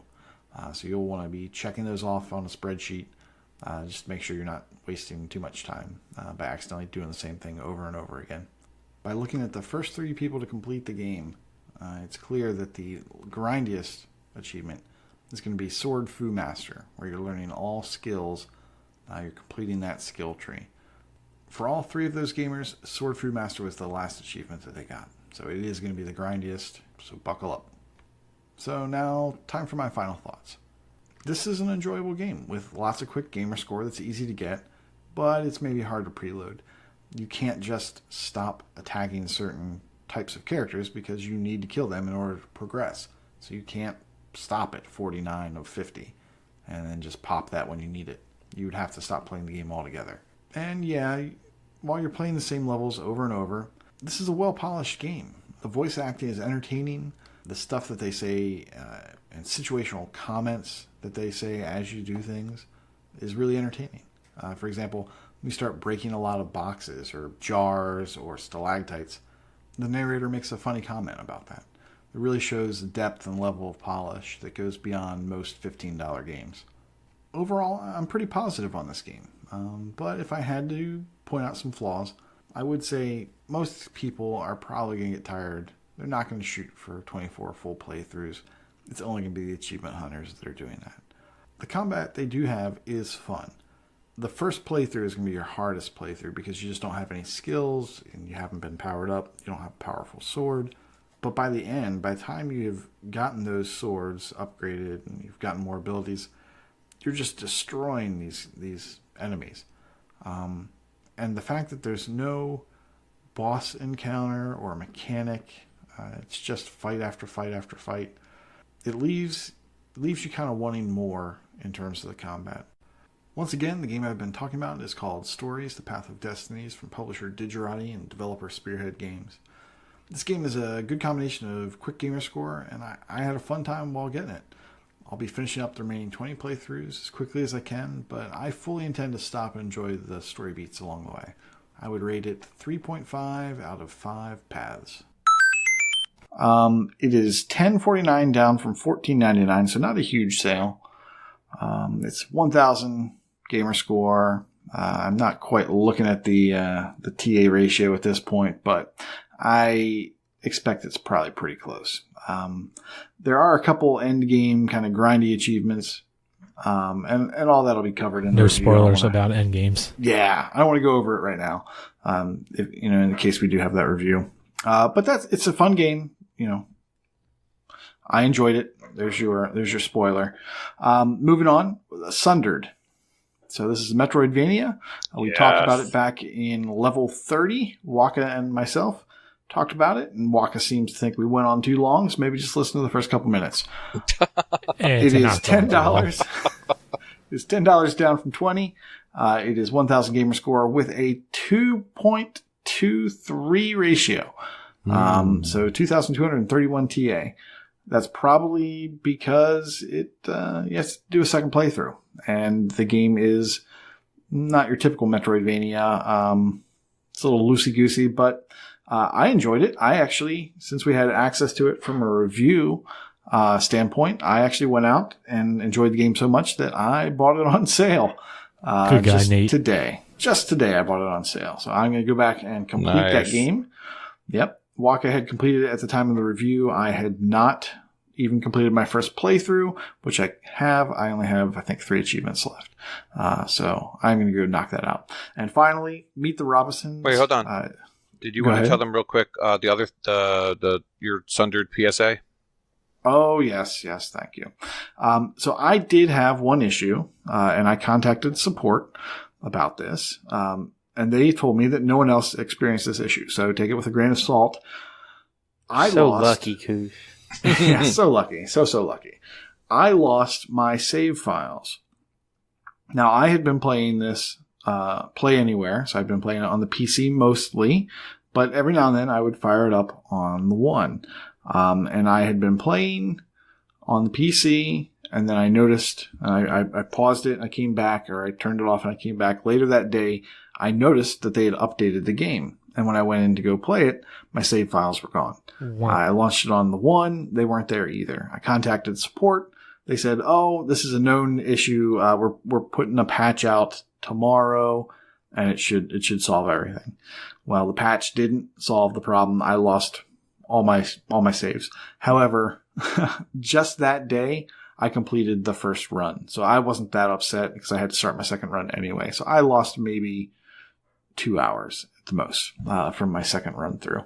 But so I'm going to recommend. So the stuff from the second playthrough, sorry to cut you off, you didn't need your save from the first one to do the second one? No.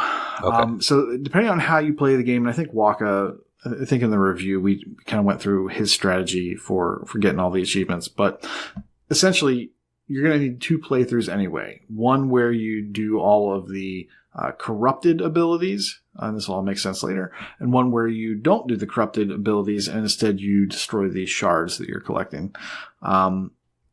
If you don't do that in a binary way, so that you take all the corruption the first time or destroy all the shards, then you're going to have to do a third playthrough because you do need to do that.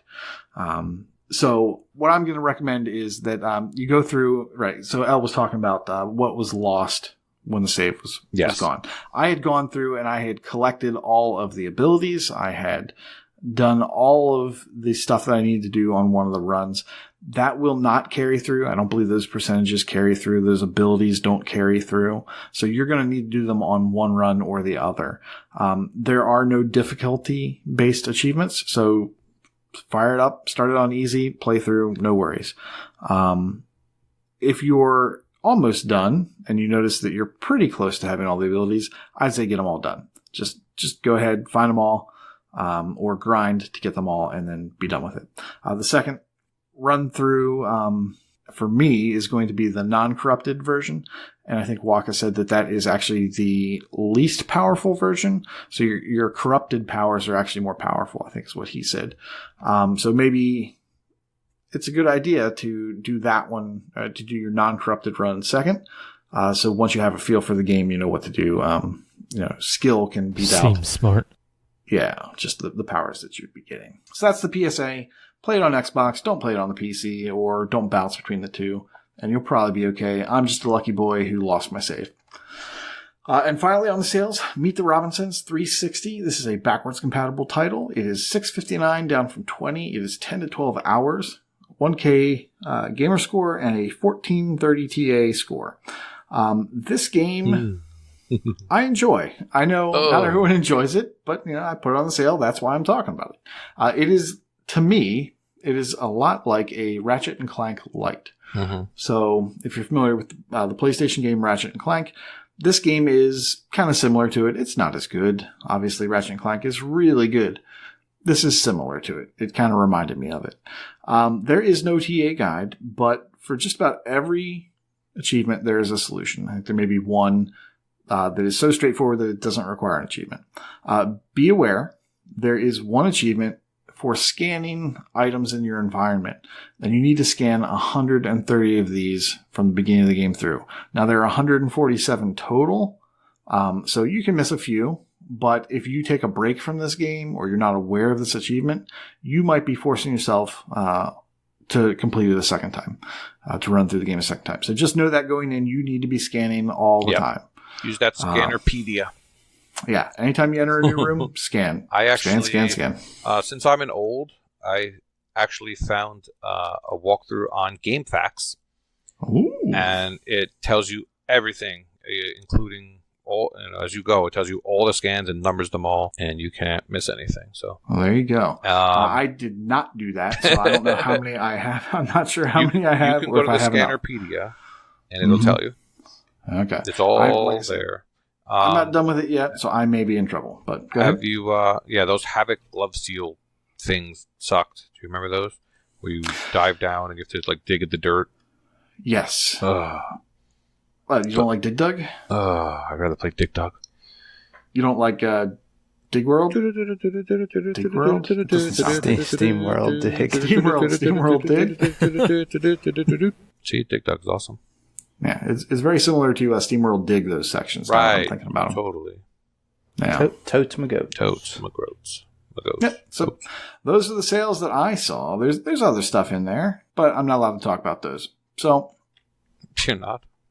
Well, I want to keep this segment short. I don't want to list everything at the end of the episode again. There's one easy completion, Uncanny Valley. Just 70% off at $3.89. So that's like a maybe 3-hour game from what I remember, if that.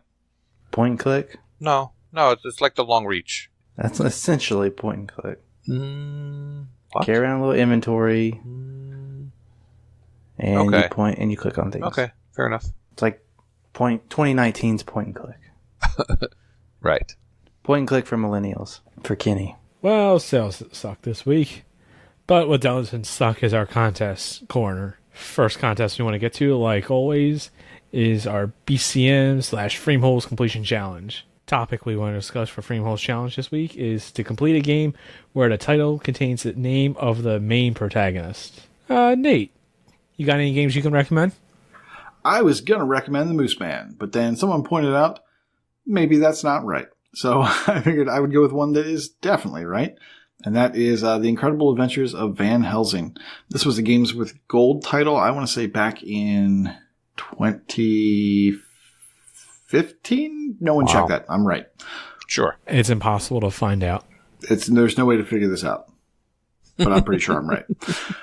There are missables in this game, so read up or prepare for several playthroughs if you're going to mess up. You could possibly do it in one. The achievement that you'd be going for, or the main achievement you'd be going for then, is the I'm So Hardcore. And that is playing the game in hardcore mode, meaning that if you die, you're done. There is no restart. You have to go all the way back to the beginning to level 1 and level your character again. This is a Diablo-like game, so that's the kind of scheme you're going to be going through. I would recommend you and your Diablo. I love my Diablo. They always seem to work their way in here one way or another. Yeah. I'll be talking about Torchlight next week. So for this game, I would recommend 2 playthroughs. Your first, just getting familiar with the game, knocking out all the other missable achievements so that you can just focus your second run on the hardcore mode. There are missables, like I said. There is the achievement Riddle Me Wisp, where you are trying to answer basically trivia questions, or maybe, I guess they're riddles. I'm an idiot. So, yes, they're riddles. It says it right there in the achievement. I won't dispute that. Love you. These are riddles. So, if you can't figure them out, which obviously I probably have little chance of doing that, at least at this hour of the night, there is a solution that has all the answers. When you come up to each of those wisps, just make sure you choose the correct answer from the solution. Then the achievement, Spotless Defense. There is a portion of the game where you're going to be doing a little bit of tower defense, probably very similar to the other Van Helsing tower defense game. You just need to make sure that no minions or no monsters make it in past a certain point. Now, the achievements say that if you do happen to mess up around, you can save scum, which means in this case, they tell you exactly how to do that. So there's no question. You go out to the dashboard. You don't quit the game because quitting will save.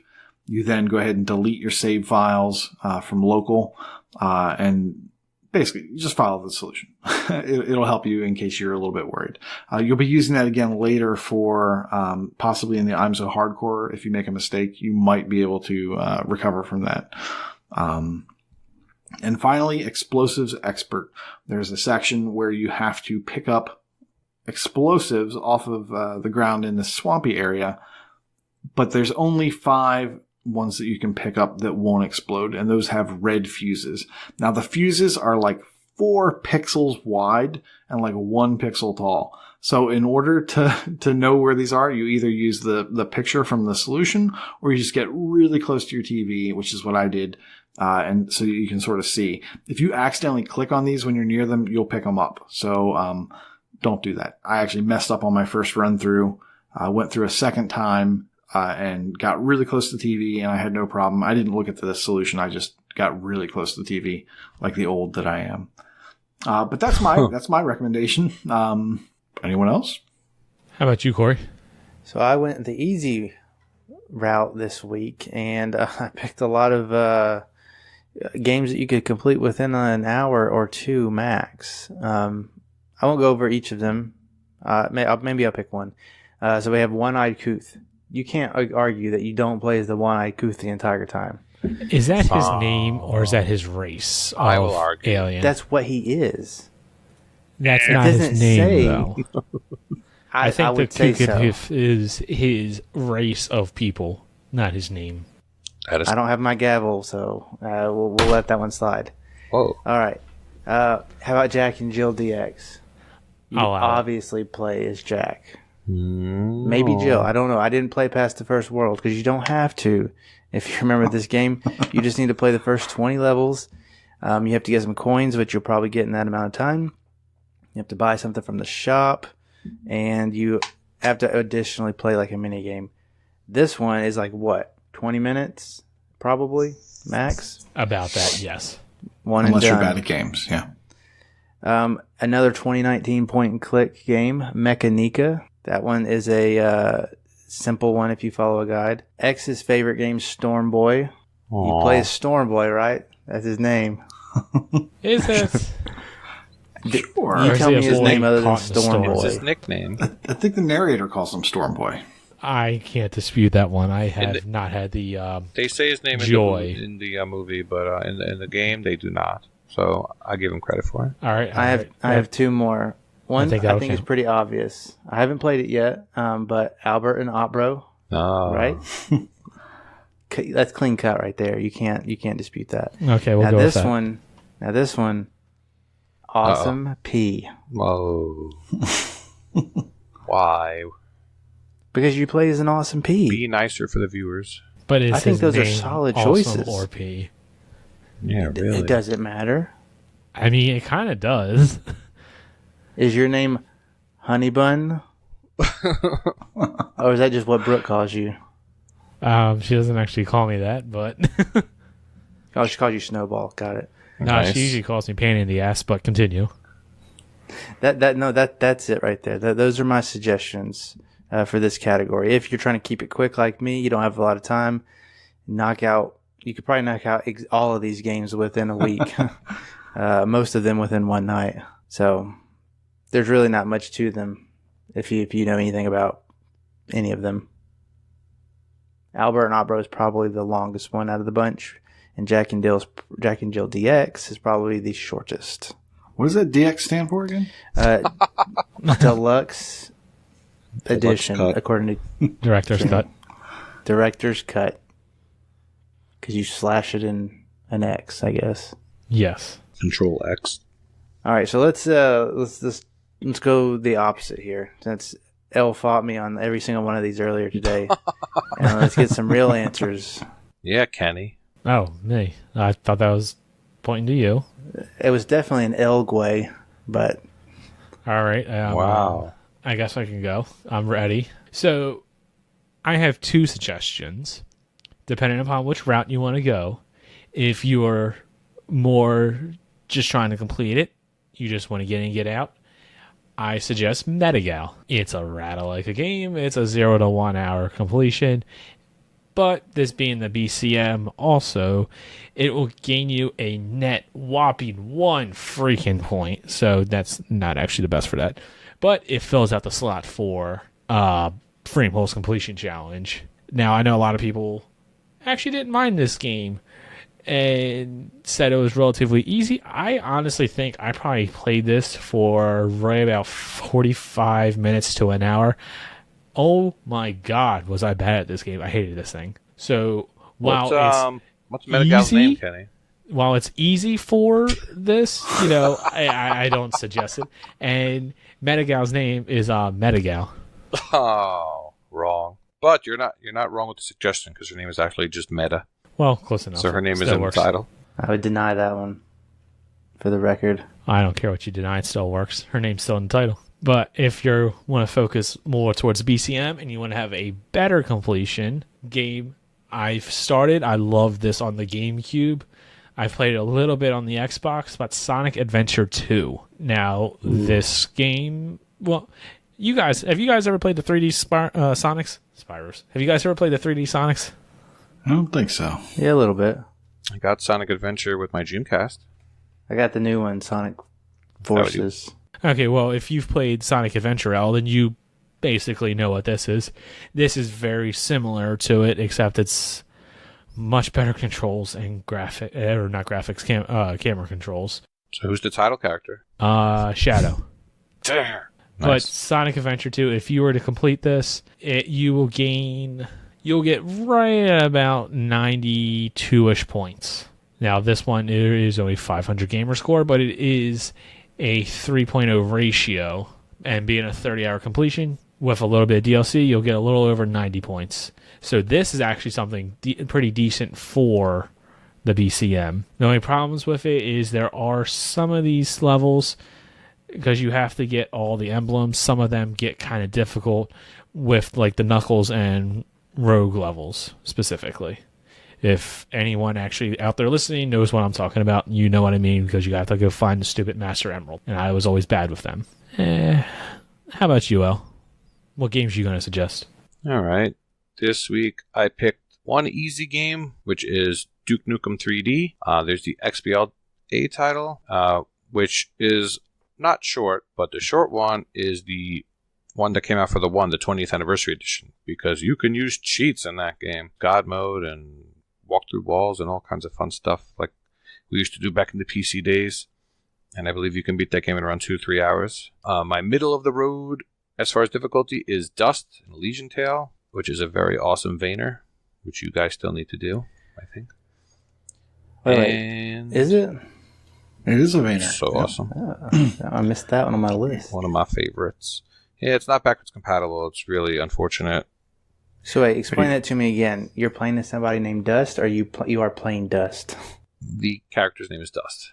You're thinking Dust Force. Well, maybe. Not from Dust. It might be more interesting if you were Dust rolling around. Piece of dust. In the wind. Oh, it's a little squirt. It's a little furry person. No, it's not a furry. What? This game. What are you looking at? I'm looking at TA for it. Dust, an Elysian Tale. Yeah, you might have to break out your 360 and play Dust. $15. 400 points. It's so good. Is it? Koosh, can you the furry thing is back Fidget. him up? So Fidget is awesome. there was a game, an arcade game that I used to play. So over here in Maryland, we have a gas station / sub shop called Sheets. Oh, they got good food. Oh yeah, MTOs, baby, made to orders. And when I was growing up, you'd basically get on your bike or your skateboard, go out completely unsupervised, just ride through town because they don't do that these days. Go all the way down to Sheets with a pocket full of quarters, get a chocolate milk and like a BLT sub, and then you'd play Willow. Ooh. Yeah, based off of the game, the movie Willow. I want to say Steven Spielberg. I think that's wrong. Sure. Yeah, it's starring Val I don't Kilmer think so. and gosh, I can't remember the other guy's I name remember now. the NES game. Yeah, but the arcade game had a feel to it that when I started playing Dust, it took me all the way back to that game, to that arcade game, that very specific game that I was playing in the back of that Sheets. And so I like the game for that. Now, you will not be able to relate to that.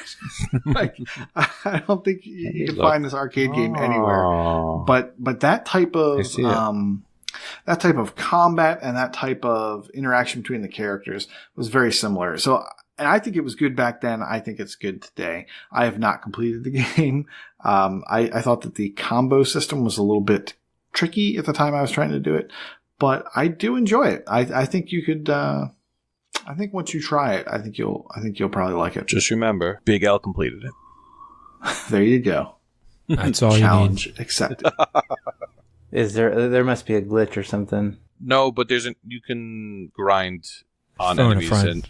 and get a. Oh, look here. A there's- glitch to earn money has been posted above, but here's an easier version. I don't remember if we did that or not. We played that one with my son. We did multiple playthroughs, actually.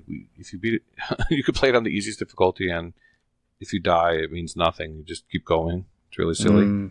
Then in the harder difficulties, you have to dodge and parry and all kinds of stuff. Yeah, but the first game that came to my mind with the title character in the game is Alan Wake. That game is not an easy completion, though. But in BCM with Better Completions Matter, that's a good one because it has all kinds of DLC and stuff like that. And it's sitting at 2600 TA. Because I know you were worried. Willow's director was Ron Howard. The writers were George Lucas and Bob Dolman. And it starred Val Kilmer, Joanne Whaley, and Warwick Davis. What an all-star cast. It is. I may have to go watch this. Well, in case you're curious, Koosh, there's a one-coin, no-death playthrough on YouTube that takes 35 minutes. Oh. You might have to go find it at work tomorrow. Or right now. Definitely not going right now. That would be so very inappropriate. Unbelievable. All right, well, it's that time of the week again. It's time for Proclamation Point. Take it away, yo. Ah, yes, or as it will be called this week, No. Proclamation Point. Oh, okay. We'll go with that. I was afraid of another bad Sailgway thing. No, I would never make any bad puns or anything else like that. So yes, Prue finally proving his worth. Has finally obtained all 25 of 25 achievements on the random to-do list. And I believe is in first place with points. Full combo! Wow, nicely done. She would cover your mouth the rest of the show. So... Why? Got you. Oh, look at Rocker's cute little full combo worth 2,000 points less. Hey. We don't... I'm highlighted, that's all that matters. Combo! It's not as epic, so it doesn't get the epic voice. Don't worry, Corey, I'm in the same boat. I have 21 achievements, so I'm not even in that picture. The top 10. It's not my fault. I would pick harder achievements for me. Yeah, it's random ones. Quote-unquote random. All right, let's read some milestones, you guys. Our friend Hatton90 has reached a new milestone of 20 completions. Awesome job. Kingsman has 225 completed games. Oh, another Kingsman tidbit. He was the first person on TA to finish Never Out. Nice. And he did that with One Leaves also, so I don't know what's happening with this guy. Whenever I played with him, he's awful at every game I've ever played with him, so I don't know what's going on with him. He must be a haxers. But way to go, Kingsman. Stan the Man Toadstyle Venom, as we're recording this, has 750 completed games. That's incredible. I'm sure he picked a really awesome game to Sonic and Knuckles. What the hell, Stan? Oh, yeah, that's great. I'm just going to pick a game where I could save state all over and over. Oh, my God, Stan. You're better than that. You're better than that. I was expecting an ACA game at least from you. Sheesh. Way to go, Stan. Nice milestone. What the Fug has 12,000 achievements won. Way to go. Streaking Tom. Dunkos is on a 50-day win streak, and Death Dealers is on a 300-day win streak. Good job. Well. Who do we have here? Shaking his head. Foo Cuddly Poo. 125,000 gamer score. Yay. And when did we start this podcast? Almost a year ago, and he had 100,000? All right. Baby steps. He's well on his way to getting 100,000 gamer score in the whole year, for sure. He's just stockpiling those Ratalaika games for the streams. Maybe he'll get it done. X the Hero did something or other. Moving on. All right, fine. 800,000 gamer score. And he told us a bunch of crap he wanted us to say. I'm not going to say any of it, but nice job on the milestone. Sprinter, because you're sprinting to 1 million. All right, then. Just get the million already so you can stop talking about it, X. Do us all a favor, sexy boy. Love you, Xy. All right, moving on to TA score. Hatton90, 80,000. Kenny's going to read this next one. Keith 271179. This rolls off the tongue. Good one. 500,000 TA. Awesome milestone. Kingsman, 700,000 TA. And Michelle, 850,000. Awesome job, everybody. All right, on to the leaderboard, peoples. There's good old Big L in the top 2,000 of the Gamerscore leaderboard for Xbox One, which is just amazing because I was not going for anything like that. How much do you But have? I guess we play a lot of somewhere in the I think top it was 1,000. it's How like many what? near 100. It's near 200,000 What? for that Gamer score? leaderboard position. Yeah. Oh, I have no idea. All I could tell you is that there's a lot of easy games on the one. Oh, look, Foof is now in the top 50,000 of the TA leaderboard for, what is this, real-time RTSs, I guess? Yes. So what RTSs are you playing, Foof? Currently Final Fantasy VII. What? Wait. Does that count? I'm so confused with those type of games now. There's no way that's RTS, right? That's role-playing. Now I have to look at this. I mean, I know you played Jurassic Park. Maybe that's the one. No. Age of Empires, yeah. No, wait, what was real time then? What did I play? Dude. I thought Final Fantasy was your favorite game, and you don't even know. No, that's what I assumed, but now I'm looking at what is real time. What did I play that's real time? Age of Empires, right? No, I didn't play that. Hmm. I honestly have no idea what. All right, well, good job. Corey, who's turning red, is now second in the Tennessee Gamerscore and TA leaderboards for Vayners. Told you. That's basically number one because number one, the What real do you number one mean? is Stallion, and So what? he doesn't count. You can't catch him? No, I can, but I'm not going to count him.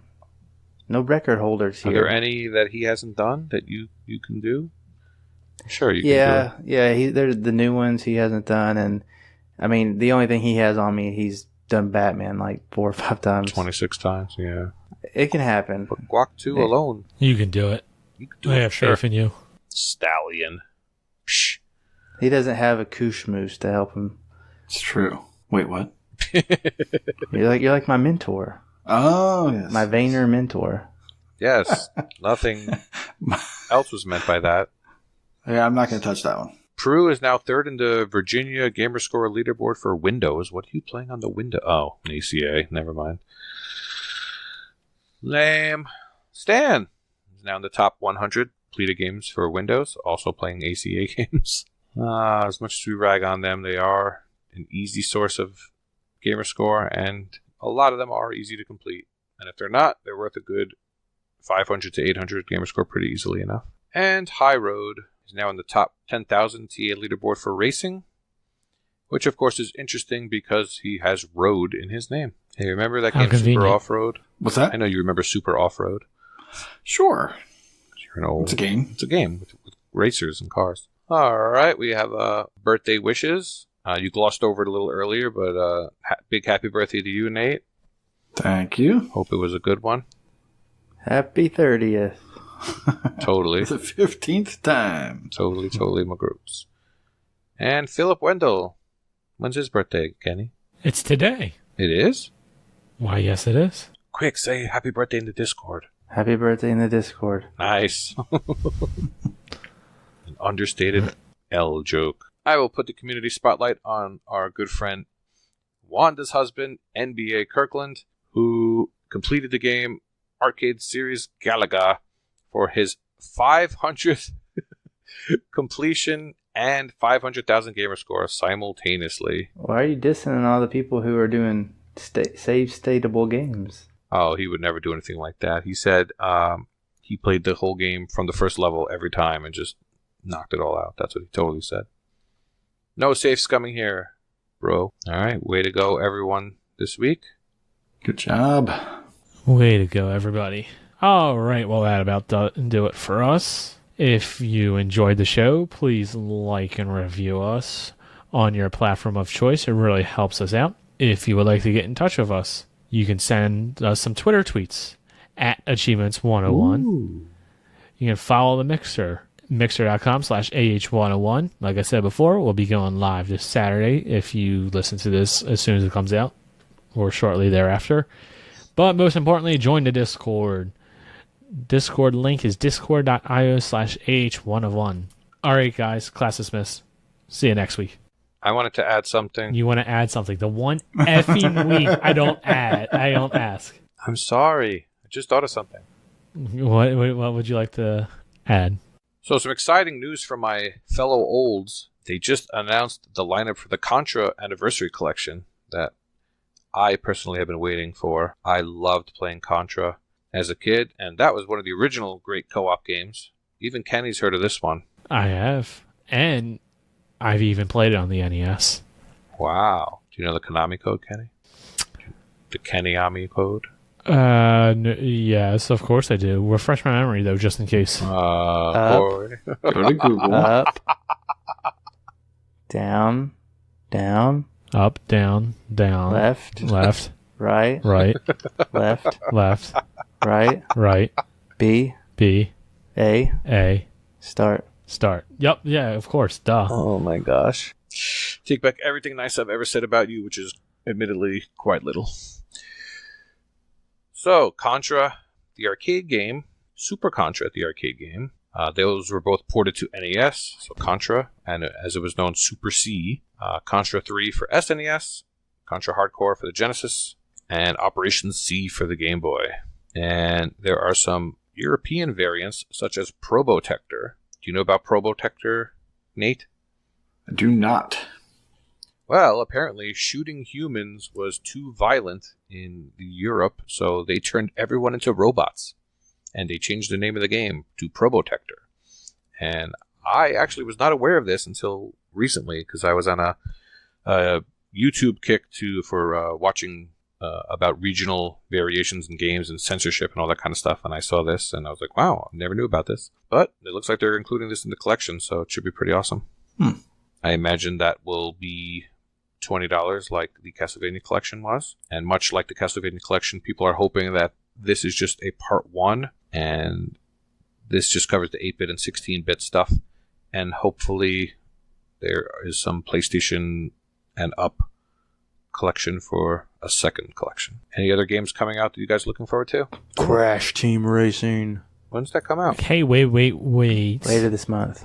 This is we need to save this talk for when Chip asks us this question early next month. What about Sonic Team Racing? I only have room in my life for one kart racer. It did not make the cut. And apparently, it's going to be on my radar now. What's it called? Bloodstain? Bloodstain. Ritual of the Night. That's coming out soon. Yeah, 18th. that got a $40 price tag. Yeah, about that. So we need to find a hookup. Is it too late to back the Kickstarter? Yeah. All right, well. Digirati's having a crazy Friday the 7th. Oh, yeah? Yeah, Super Blood Hockey and Omen Sight. Oh, that hockey game looks sweet. Looks like the Ice Hockey NES game mixed with Blades of Steel. Blades of Steel. But there's going to be career mode and all that kind of stuff. It's going to be awesome. All right. That was enough footage. Okay. Now, class dismissed. Talk to you next week. Purple chicken, spaceman. Purple chicken, spaceman. The purple chicken is flying through space, dodging obstacles in his way. Spaceman. He's shooting down the UFOs. He's gonna save the day. Spaceman. Yeah. When I first saw you flying through space, I knew you were no ordinary purple chicken. Purple chicken,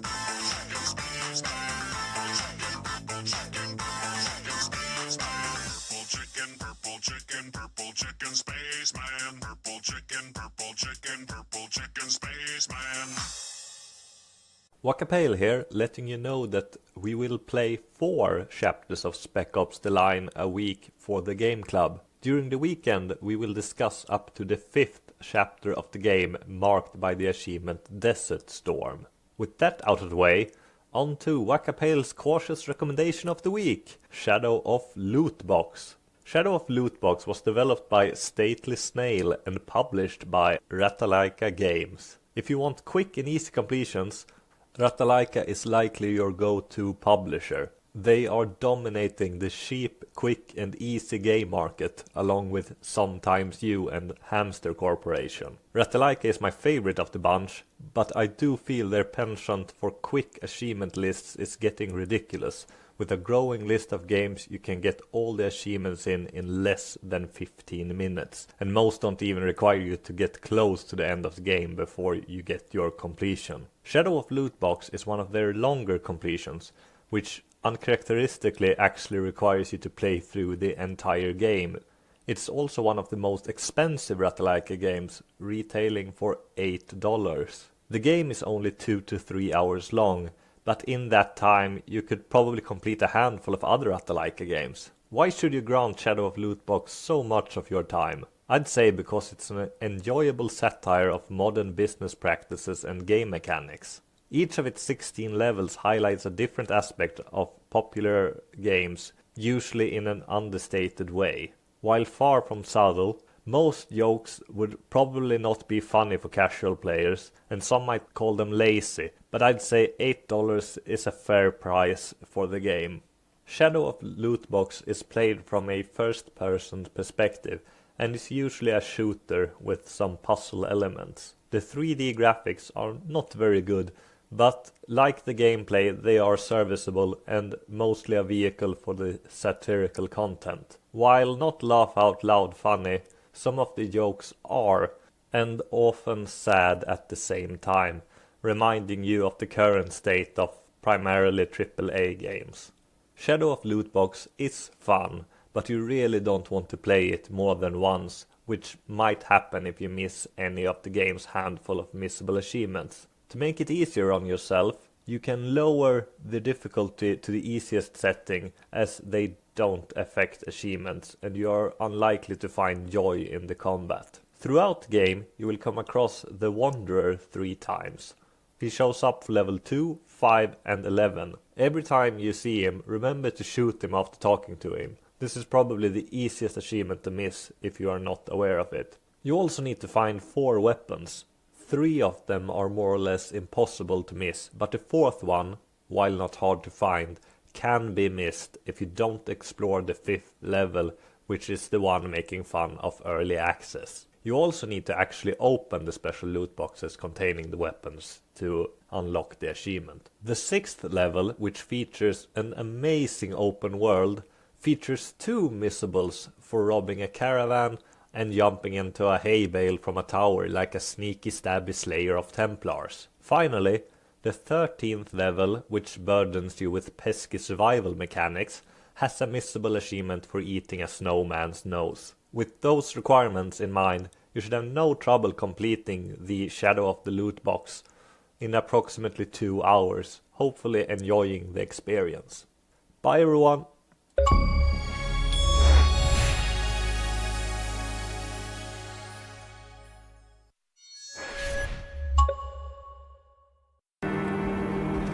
Stay a while and listen. Listen. Listen. Listen.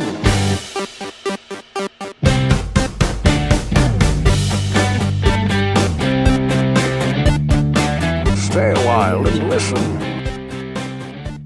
Welcome back, everyone, to your 4th installment of your one-stop shop for musty Chivo gaming stories.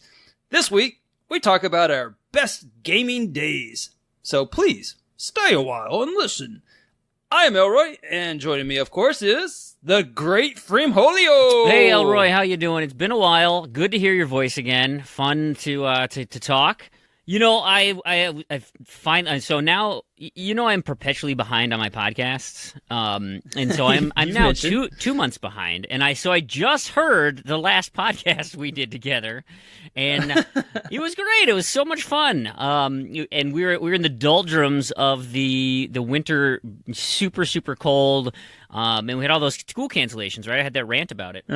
Mm-hmm. So, yeah. You had asked me. We're starting a little later than I wanted to because I was making lunches, and you said, "Hey, what's for lunch?" Right? So I need to pack both my kids' lunches, and my son he doesn't like to eat anything, and so he's very much he's got like 3 things he'll eat, and none of them are hot lunch. My daughter, a little more adventurous, and so she's willing to do some hot lunch every now and again. Yep. But we can all agree that the school pizza is money for the kids now. You're in education.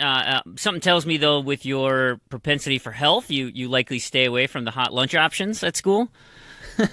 Yeah, they. I think they more like the taco day. Sure. The taco bar, but all in all, most of them do as much as they possibly can to avoid the cafeteria. In fact, several of the Student Achievement Factory, they don't go to lunch. They just hide up back in the closet and bring their own food because the school food is notoriously just awful. Sure. And today I got a taste of it on my own, actually, because you kind of caught me on a weird day with this one, because I had a soccer game. I'm the coach. I use quotes around coach. I feel like I'm a terrible coach, and I would be fired in any way if there was somebody better. But nevertheless, I've been the coach for 13 years. So there you go. And I've won one playoff game. Yep, that's right. One playoff game. So I'm slightly better than the Browns, but not by much. And so today I went out to the field. Our game started at 5:15. And so I had to get the checks for the refs, and coaching is just so much fun. Let me tell you. So you have to get the little sheet for the refs with your roster. Then you got to get the jerseys in place. You got to get I had to go stripe my field today out there, and the field's located next to the woods. And of course, pollen's blowing everywhere. And I went from a nice healthy day to just blowing snot everywhere because as I sat there striping the field, and we had to mow lines in the field where the thing was, because the city hadn't mowed our field in any way, shape, or form. But anyway, I didn't get a chance to eat. I was really, really hungry. And so they have night school at the school. And so they had these little styrofoam little containers. And I was like, should I? Oh, my goodness. I was so hungry. And it was just right there on the way out to the field. And so I grabbed one. And then the lady that's in charge of night school, she's like, well, you got a wife, you might as well grab two. And I'm like thinking, yeah, if I give this to Kelly, she'd look at me like I lost my damn mind. But so I grabbed two. And so I took it out there and I opened it up, and it was kind of like, opening up the Ark of the Covenant, right? And so like, shield your eyes. Yeah, I took a direct look right into what was in that container, and good Lord, it was a turkey sandwich. And so I was like, oh my, it might as well just melt in my face, because it's like, here there's all these nasty carbs and then processed meat and just this processed cheese, and that was all it was. It was like, nothing I would ever eat at any point. And so I promptly took both sandwiches and just chunked them as far as I could into the woods. So some coon tonight will have a great meal. and that was the end of that. But I had forgotten just how bad it was. So it's funny you mentioned that, because today I had it in my, it almost had me. If it was a snake, it would have bit me. But I acted fast. That story reminds me of like that movie Alive, where you're trapped on the airplane crash, and you're like, I just have to eat this.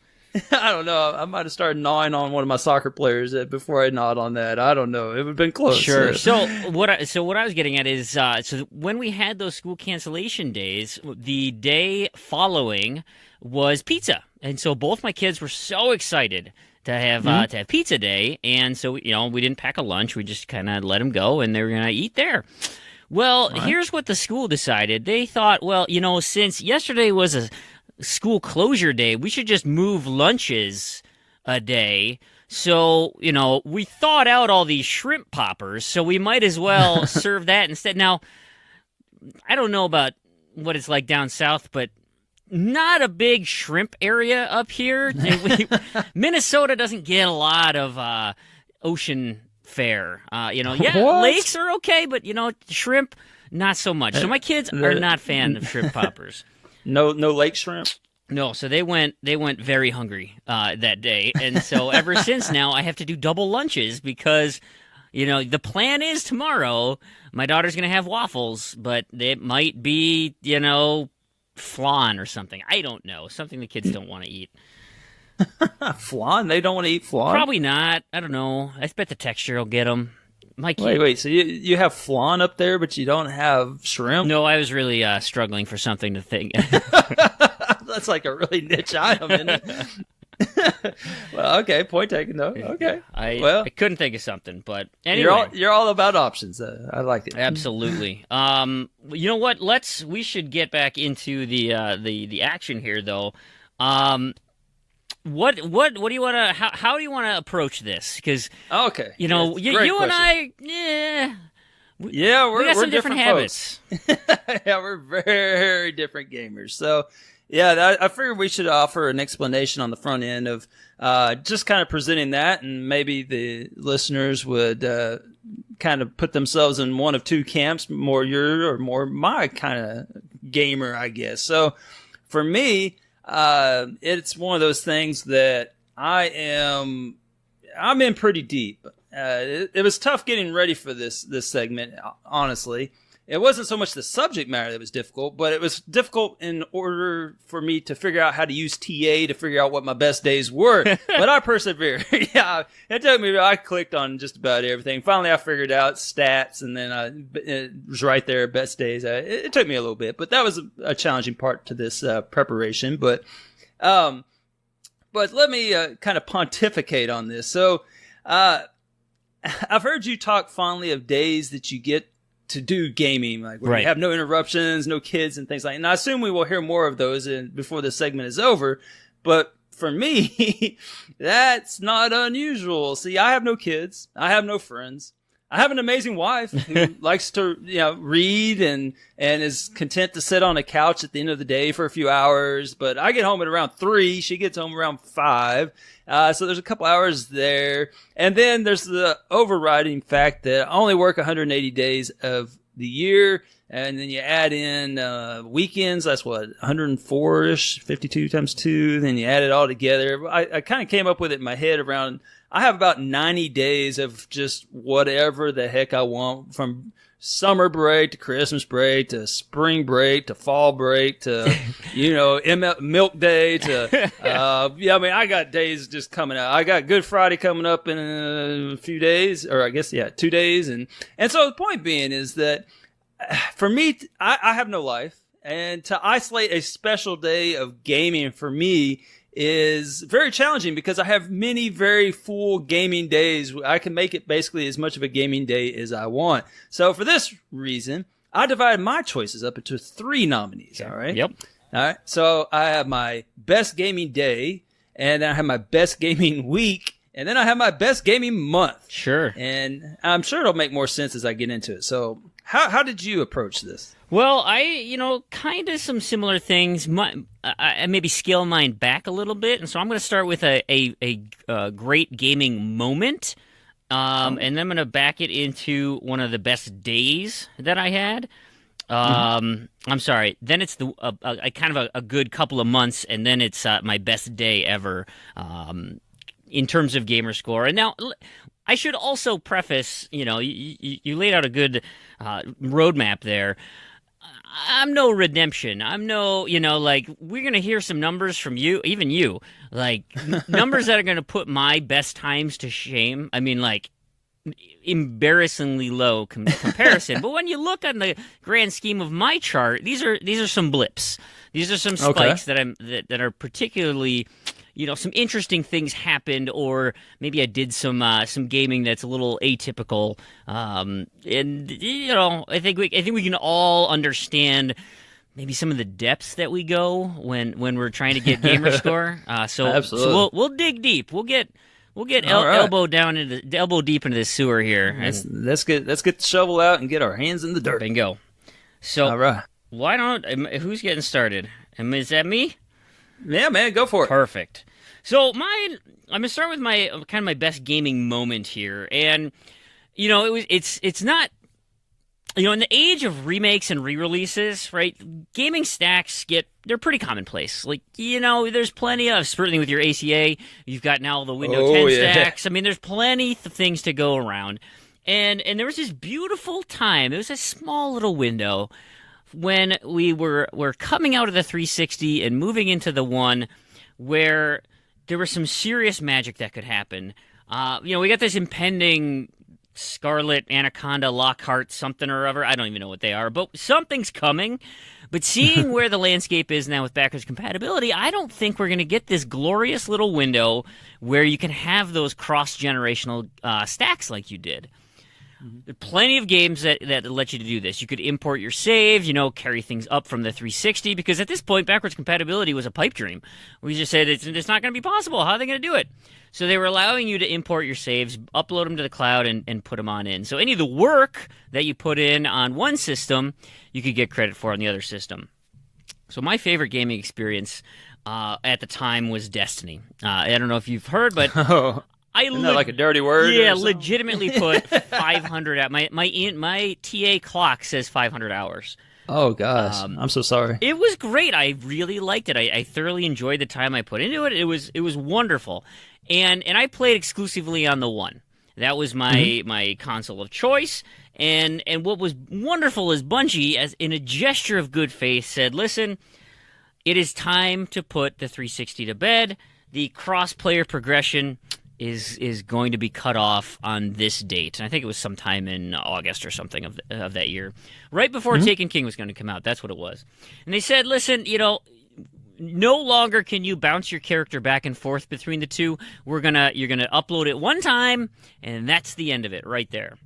I said, well, I had all my work done on the One, so you know what? I think it's time. Let's have some fun. Now, the beautiful thing here about Destiny is that while you were playing the game, achievements didn't unlock. They didn't pop in game. None of that happened. What you had to do was go into the settings menu and log out your character. And then when you logged your character back in, it would reconnect to the servers. It would run a check against all the achievement progress, and then you would get a bunch of pops as the whatever you had done. Oh, you killed 20 of these guys, great. You hit level whatever, great. And so they would pop up in that way. So, July 29th, 2016. This is the moment. Gamerscore glory that I could use in my favor. It was wonderful. I booted up Destiny on the 360, logged out my character, and when I re-signed back in, what followed was a beautiful cacophony of achievement unlock sounds. 51 achievements in a row, nice. One after another. It took me 10 minutes to get that completion, of which 8 minutes was listening to it straight do the unlocking sound. Bleep, bloop, bleep, bloop, and just popping constantly. This amazing 1,000 gamer score just kept going and going and going. It was a beautiful serenade. I absolutely loved it. It was a wonderful moment, and I don't think we're ever going to get stuff like this ever again. Did you need like a cigarette after that? Oh my gosh, it was just delightful. So I'm going to miss those things. I don't have my Windows 8 devices. I don't have a lot of games I can still do this with, but Destiny, 51 unlocks in a row.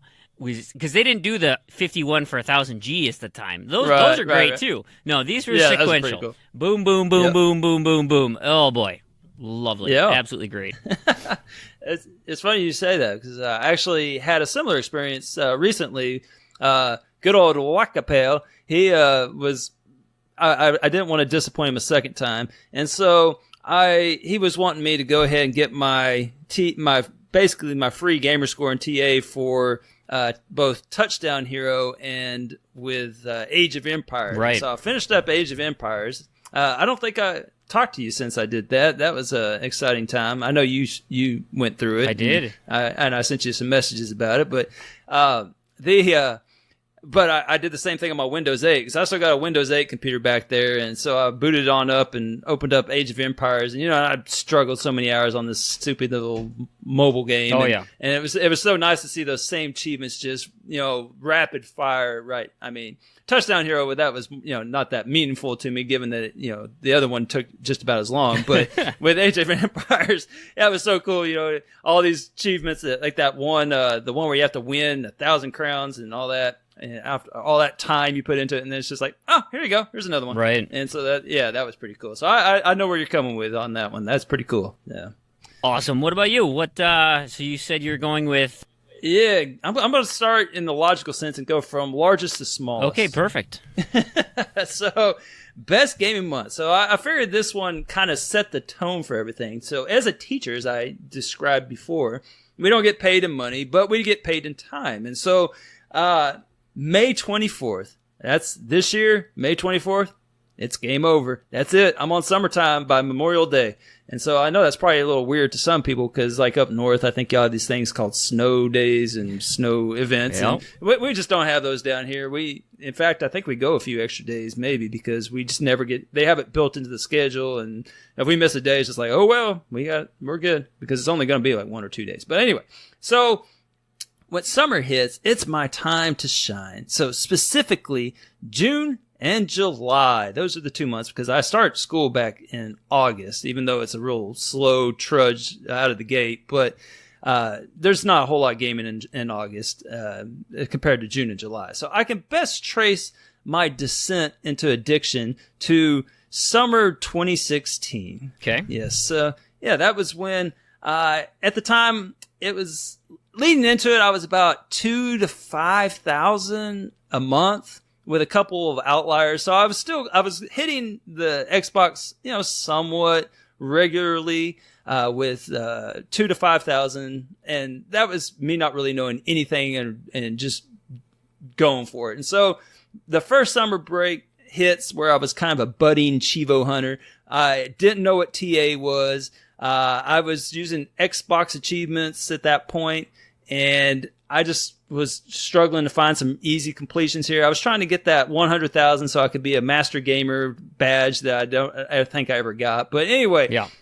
In June, I gained over 9,000, and I thought, oh my gosh, I am the bee's knees here. I mean, I am the cat's meow. I hit 9,000 in a month, and it was just an exciting time that I was able to game that much, and despite not knowing what the heck I was doing, I hit 9,000. And then in July and August, I hit over 11,000. And by that time, Xbox had its hooks in me, and it was no turning back. It had, welcomed me into the darkness.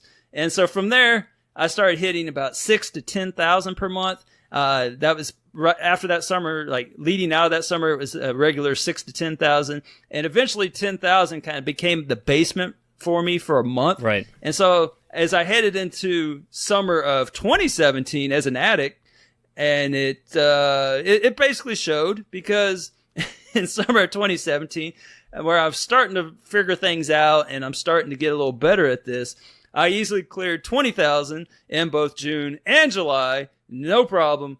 20,000, jumped right over that fence. And that's when I started reaching out, because at this point, it basically consumed my life here. I'm hitting, 20,000 in a month is, this is the days before Radaleka. So it was still a little challenging, and ACAs were still a little hard to come by. They weren't coming out as regularly. And so I thought, 20,000 June and July, surely there's other people out here that are doing this. And so at that point, I stumbled upon your podcast, and I started using TA because, you talked about TA and a lot. And so I kind of started putting some stuff together, and the rest of the story, basically all of y'all know because, a lot of the listeners know, that have known me since summer of 2017.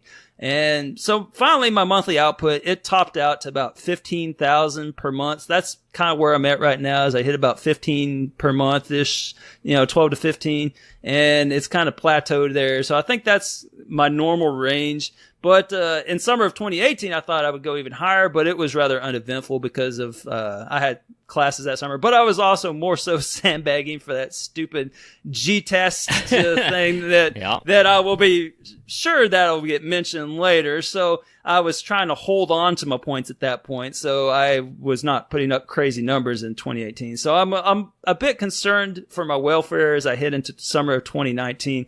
So just use this as evidence for my descent into madness. So this is kind of your origin story then? Is that what I'm getting at here? It's a bad combo because I get the whole summer off, and the first summer off with Chivo hunting, it just kind of brought me into the fold, and then I started. It all started in the summer, so the summer months are dangerous for me because literally I have nothing to do. I mean, I can do whatever I want, and I wake up basically head to Sonic.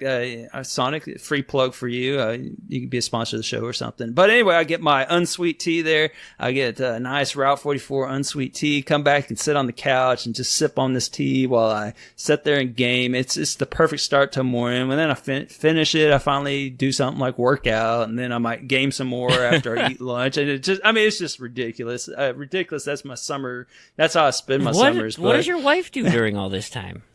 She works. So, like she brings leave the home house money. early and Yeah, she goes to work normal time and, brings home a nice paycheck that supports my terrible habits. That's lovely. Yeah. Man, living the dream right there. That's what I'm hearing. Yeah. You would think. Yeah. Yes. I never try to complain because I feel like I have a pretty nice life going for me, especially as a gamer. Right. Well, you alluded to it a little bit, and I'm sure when we hear your GTA-SC story, it'll far surpass mine. But I also dabbled in the GTA-SC. I actually was part of. I'm so sorry. Yeah, one of the earlier. I think I started in 2012. And I dabbled for a little bit. I was in every now and again here and there. My best ever run was in 2015. And of course, we were still in the time of starting in January, ending in December. And my team, it was duos again. Mm-hmm. And I think it was duos. Maybe it was anyway. We were in the months of October and November. And granted, the time back in 2015 in October, November, certainly nothing like it was this time. There was no bonuses really, and so your scoring was your scoring. And at that time, we were still the ACA hadn't come around. Ratalaika, sometimes you. All those companies the weren't cornucopia, around. The cornucopia of mediocrity. Yep. I got you. So I had to dip into the following well for my October and November games. I had not played as a gamer score quote unquote junkie. Here are some gems that I did. We had the Castle Crashers Remastered Import. That was one of those stacks. You could pull your thing in, get a bunch of achievements right away, so that was nice. Thomas Was Alone. That game was actually fun. Brothers: A Tale of Two Sons. I like that game. Yep. Here's where things get a little, Fight Night Round 3. Backyard Sports Rookie Rush. Backyard Sports Backyard Football. This was at the time when Project Spark was winding down, so I ended up getting 93 achievements in Project Spark over these last 2 months here, which was a massive amount of TA. So helpful, though that game single-handedly kept me alive. And then, of course, this was the time that you played Avatar: The Last Airbender and Hannah Montana, the movie. I would not get around to My Horse and Me 2, unfortunately. That game that still eludes me. But for what it's worth, it was interesting to get deep into the meta of gamer scoring, especially in the 360 era, and how you did this. This was a meeting my GTAC partner in real life. He lived down in Woodbury at the time, which is a suburb near me. And so we got together. He handed me a bunch of games that he happened to have. I busted them out real quick and then handed them right back, essentially, because these things are quick and easy. So that was, it was kind of fun to be able to meet in real life. The gamer score led to some. This was X Towers. He's been floating around every now and again. But we got family. Everything gets busy as it does. So all in all, I ended up. It was 225 achievements, 11,000 gamer score, 7 completions over a 2-week stretch. I'm sorry, it was like probably a 3.5 week stretch, as it were. But so for me at the time, again, and if you look at my days. It's 1 day a week. It is the Sunday or Monday leading into the transition time where I put up a bunch of these points. It was like, whatever gaming I was doing during the week, not enough, let's go. And I had to bust these things out. So, and how did you place? You that we week hit top 10. Oh, awesome! But this was when they stopped it at top 5 or 4. So we were not quite there. But I was happy with our placement. It was a run. Never gonna do it again. That's just not my style, man. That's just not my style. I cannot game like that. The days I get to do that are few and far between, which I will get to later. But let's hear your Gamerscore Glory moment number 2. Yes, a couple things on that. I think most people only have one good G-test run in them. I think it's just so miserable at the end that you're just like, I'm not doing this again. Yeah. But and then also, can you believe that I was so happy when that reporter didn't report that Hannah Montana was the singer, the girl. I mean, I'm so glad that his daughter had a role and that he had a change of heart at the end, and that he didn't expose her. The real question is how long did it take you to knock over those milk jugs?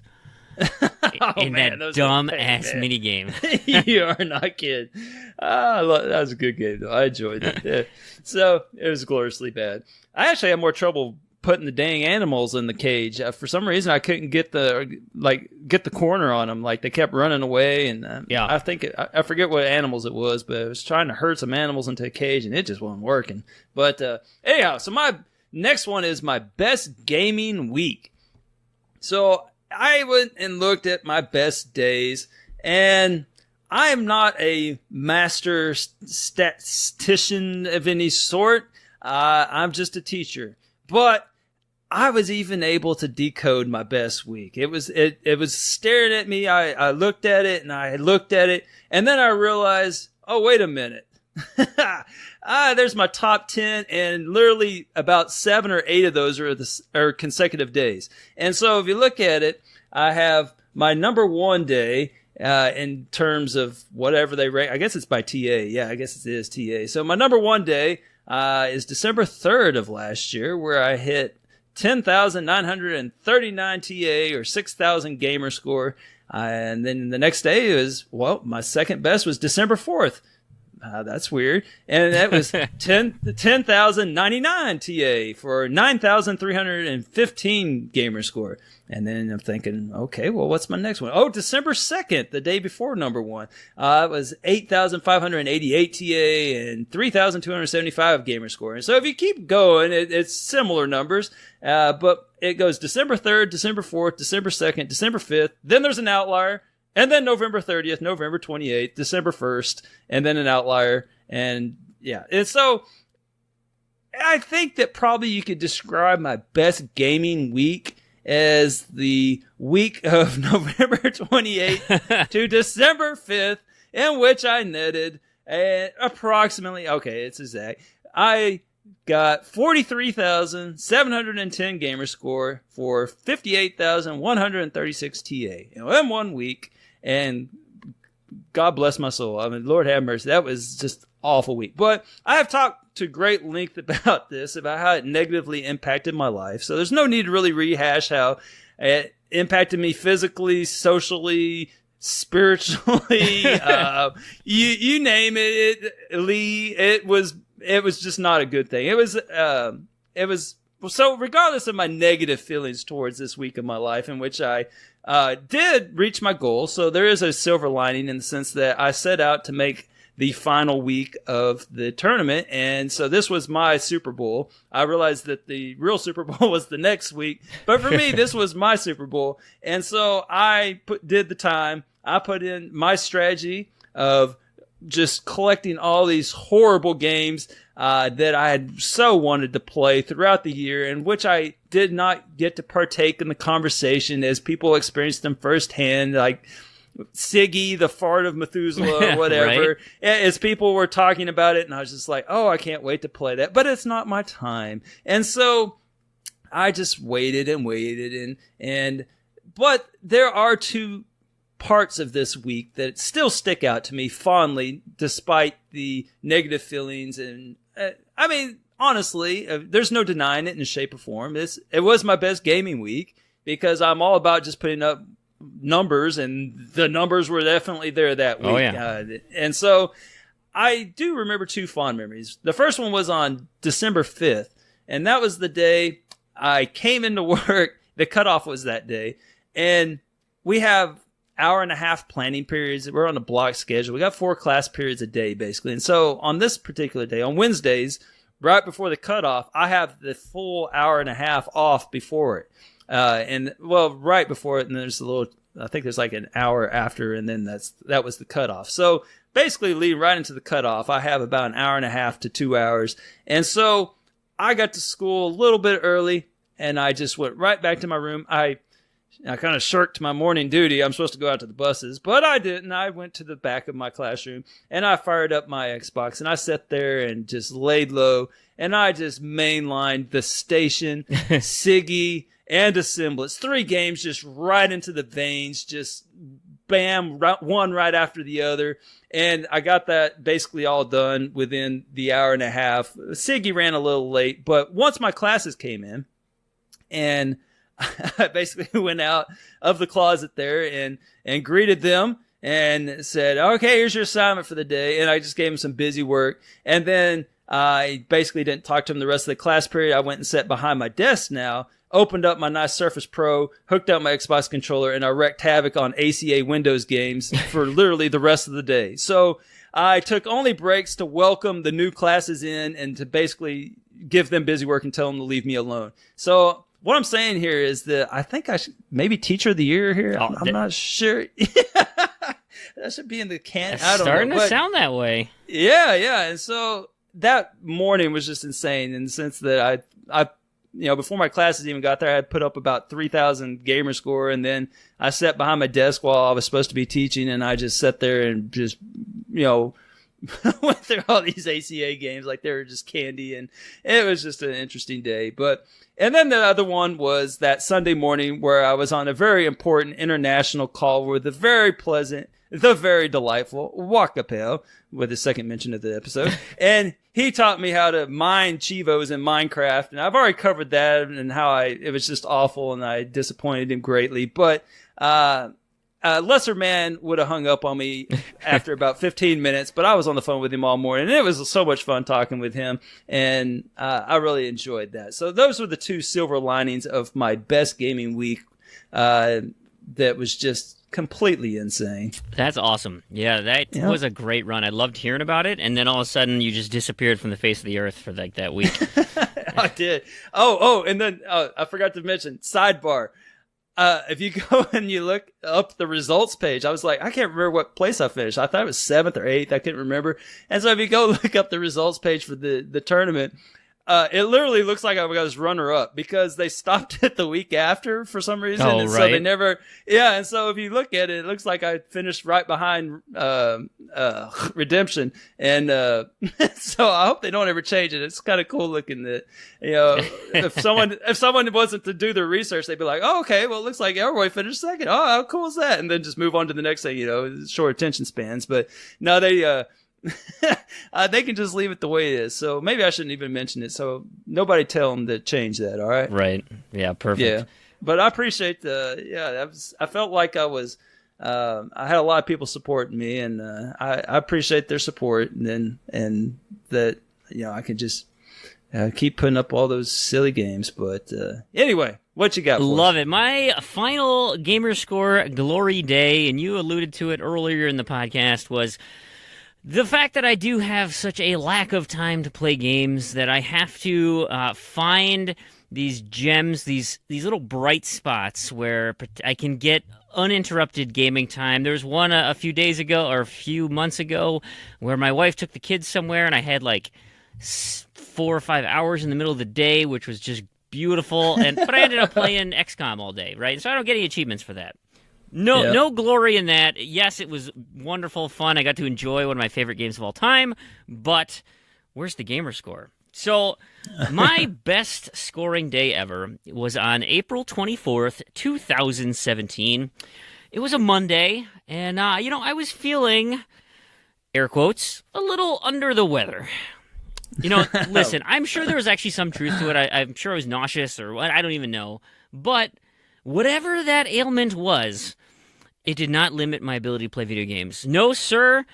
I was well enough to sit on a couch and just pound out some games. And so I didn't do any sort of challenges or trying to break a record or anything.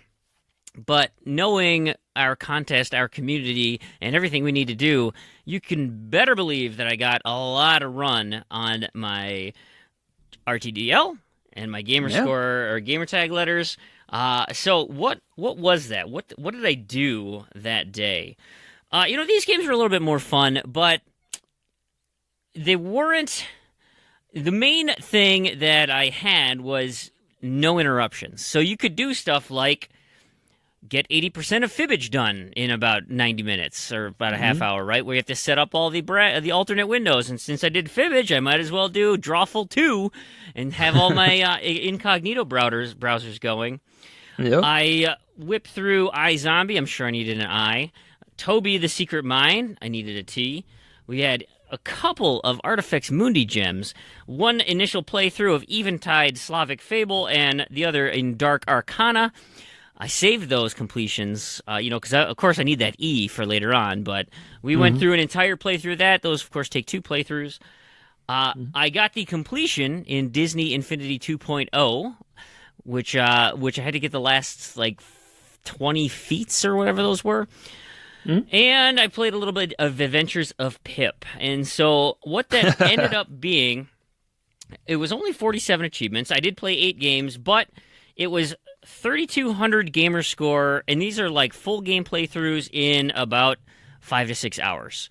So it was highly efficient, it was fun, and sitting in the couch just popping through digital title after digital title and just whipping through these things, those types of moments, I don't get to take days off ever. If I am, it's something with the kids or it's vacation with the wife. So to have a quote-unquote day off to sit there and just play video games straight is glorious. And so I hear about your tales and your summer vacation, your wife goes to work, no kids.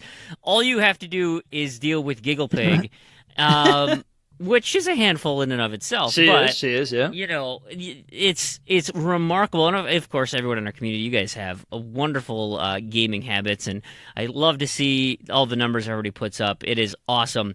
For me, these very few moments really let me cherish what we have, and it is just delightful. I absolutely love it. So having these moments, can't ask for anything better. That's awesome. That was actually a pretty good lineup, though. Yeah, they were I just fun. finished up iZombie. Yeah, I talked about iZombie last night and freaking level 29. I don't know if you remember level 29, but boy, that one got me. But yeah, it took me forever. And Adventures of Pip, I liked that one. That was a pretty good one. And yeah, you had some good titles there. That sounds like an outstanding day on the couch in the summertime. For sure. Well, it's end of April in Minnesota is not summer. Oh, yeah, we're just getting rid of the snow right now. Oh, jeez. That's insane. Man, you should hear outside. It sounds like the swamp out there. You got frogs and oh man, everything's just going crazy out there. But yeah, but that's awesome. That's a cool day. It's odd that you talked about the drawful and fibbage, because I got one similar to that, where my best gaming day. So for me, I took my top 10 list and threw all that G test turny thingy crap off of it and looked at what remained. And I had basically 2 days left that had nothing to do with that G test thing. And so the first one was October 11th, 2017. And you actually know about this one because you gave me a good old ribbon about it when I came on as a guest on your podcast. So I didn't even know it existed. I didn't know how to look up best days. I didn't know that it really was a thing. And so you basically asked me about October 11th and asked me if I had a bunch of people over and had a Jackbox party or something like that. And it took me a second to understand what you were talking about. And so basically I had done the same thing. That was Wednesday of my fall break. And so we get a whole week off for fall break. And so that Wednesday, I was an avid listener of Z to Z. And so at that point, I remember you had this really exciting, charismatic dude named Randy. And he was just a handful. And so he was trying to to win some free Canadian Xbox. That's so you right. could play those Canadian region games. And so he was, I forget the exact extent, but something like whoever got the most gamer score or something like that.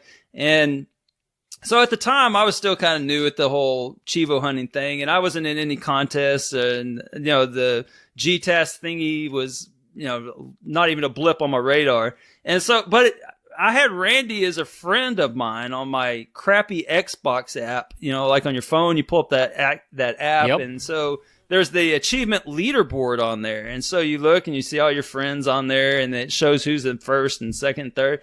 And I saw that he was ahead of me, and I took that personally because I had prided myself on however many consecutive, months in a row as top of my own leaderboard. And, I never really thought I could just delete him as a friend or anything like that. So I decided to do something about it. And so I said, well, let me just see how much I can get today. He's sitting there talking about how much he's going to get and all this and that. And so in retrospect, it wasn't really that impressive, in the sense that all I did was, I did ACA Spin Masters.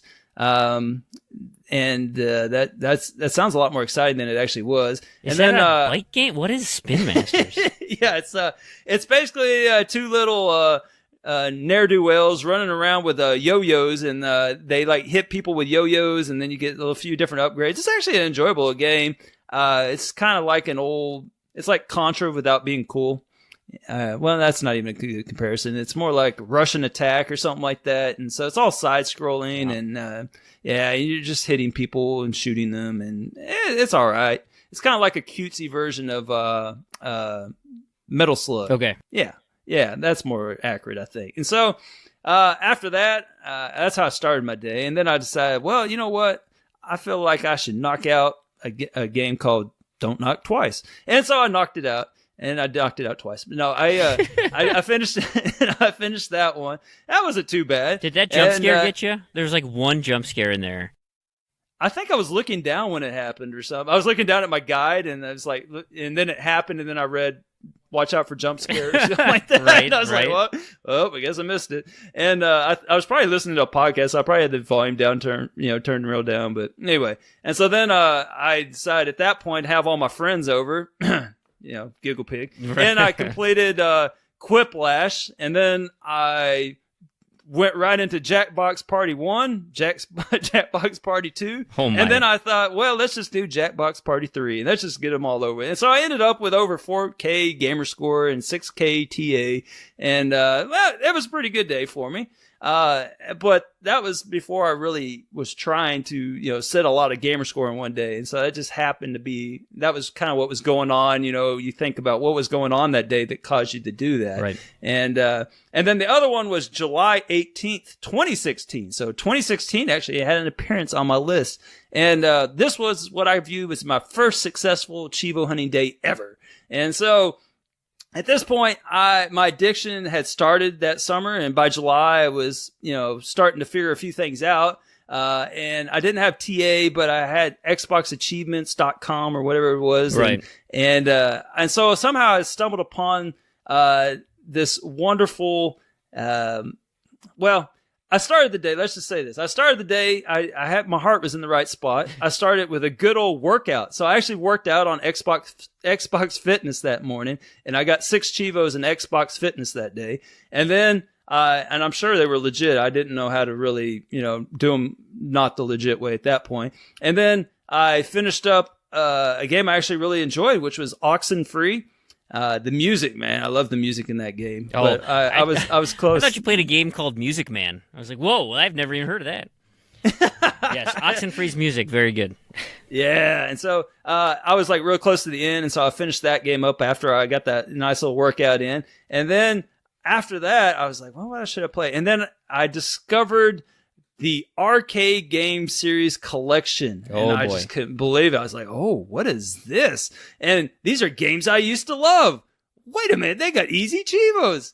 Oh my gosh, they're cheap. And so I just, slurped them up with a straw. And so I did Pac-Man, then I did Miss Pac-Man, then I did Galaga, then I did Dig Dug, and I just did all 4 of them, just bam, bam, bam, bam. And so I remember the day fondly because it solidified in me. I was like, man, I'm actually doing all right at this. I was all proud of myself. I'm sitting here popping all these Chivos on all these games. I guess I didn't really realize at the time how easy they were, but anyway, it was a simpler time. I was still a young budding Chivo hunter and not jaded, and with all these, games we've mentioned already that have come out on a weekly basis. But anyhow, this day basically solidified in me that it was something I wanted to kind of keep doing. So July 18th, 2016 was probably the day that really was my origin story of the day, I fell in the deep well vat of acid and came out scalded like the Joker or something like that. And so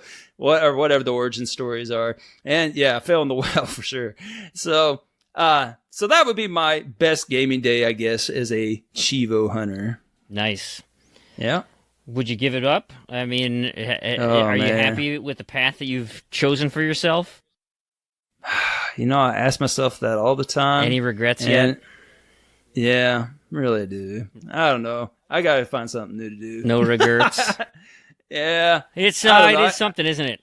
It is. I need to, tone it back or something. Yeah, but look at all this fun stuff you got out of it. You got a podcast, a bunch of quote-unquote fake friends. All sorts of these things spawn from the wonderful community that you guys have built. Yeah, the community that, I boost with all the time and all that good stuff. And yeah. So there you go. It's not so bad.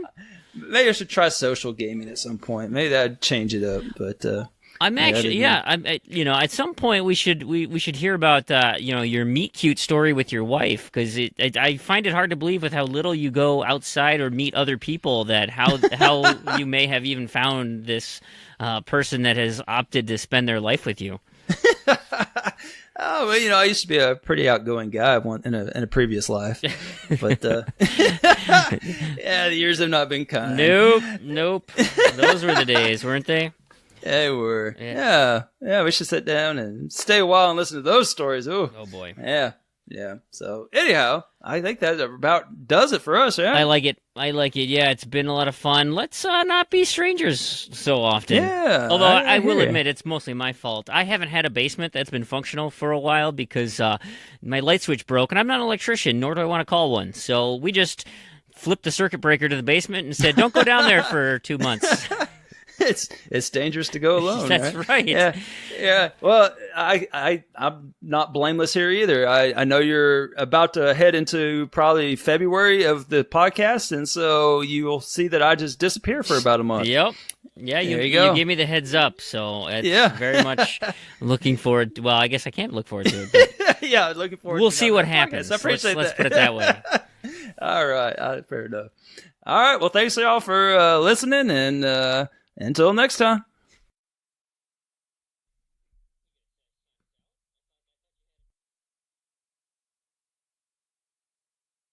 Stay a while and listen. Stay a while and listen.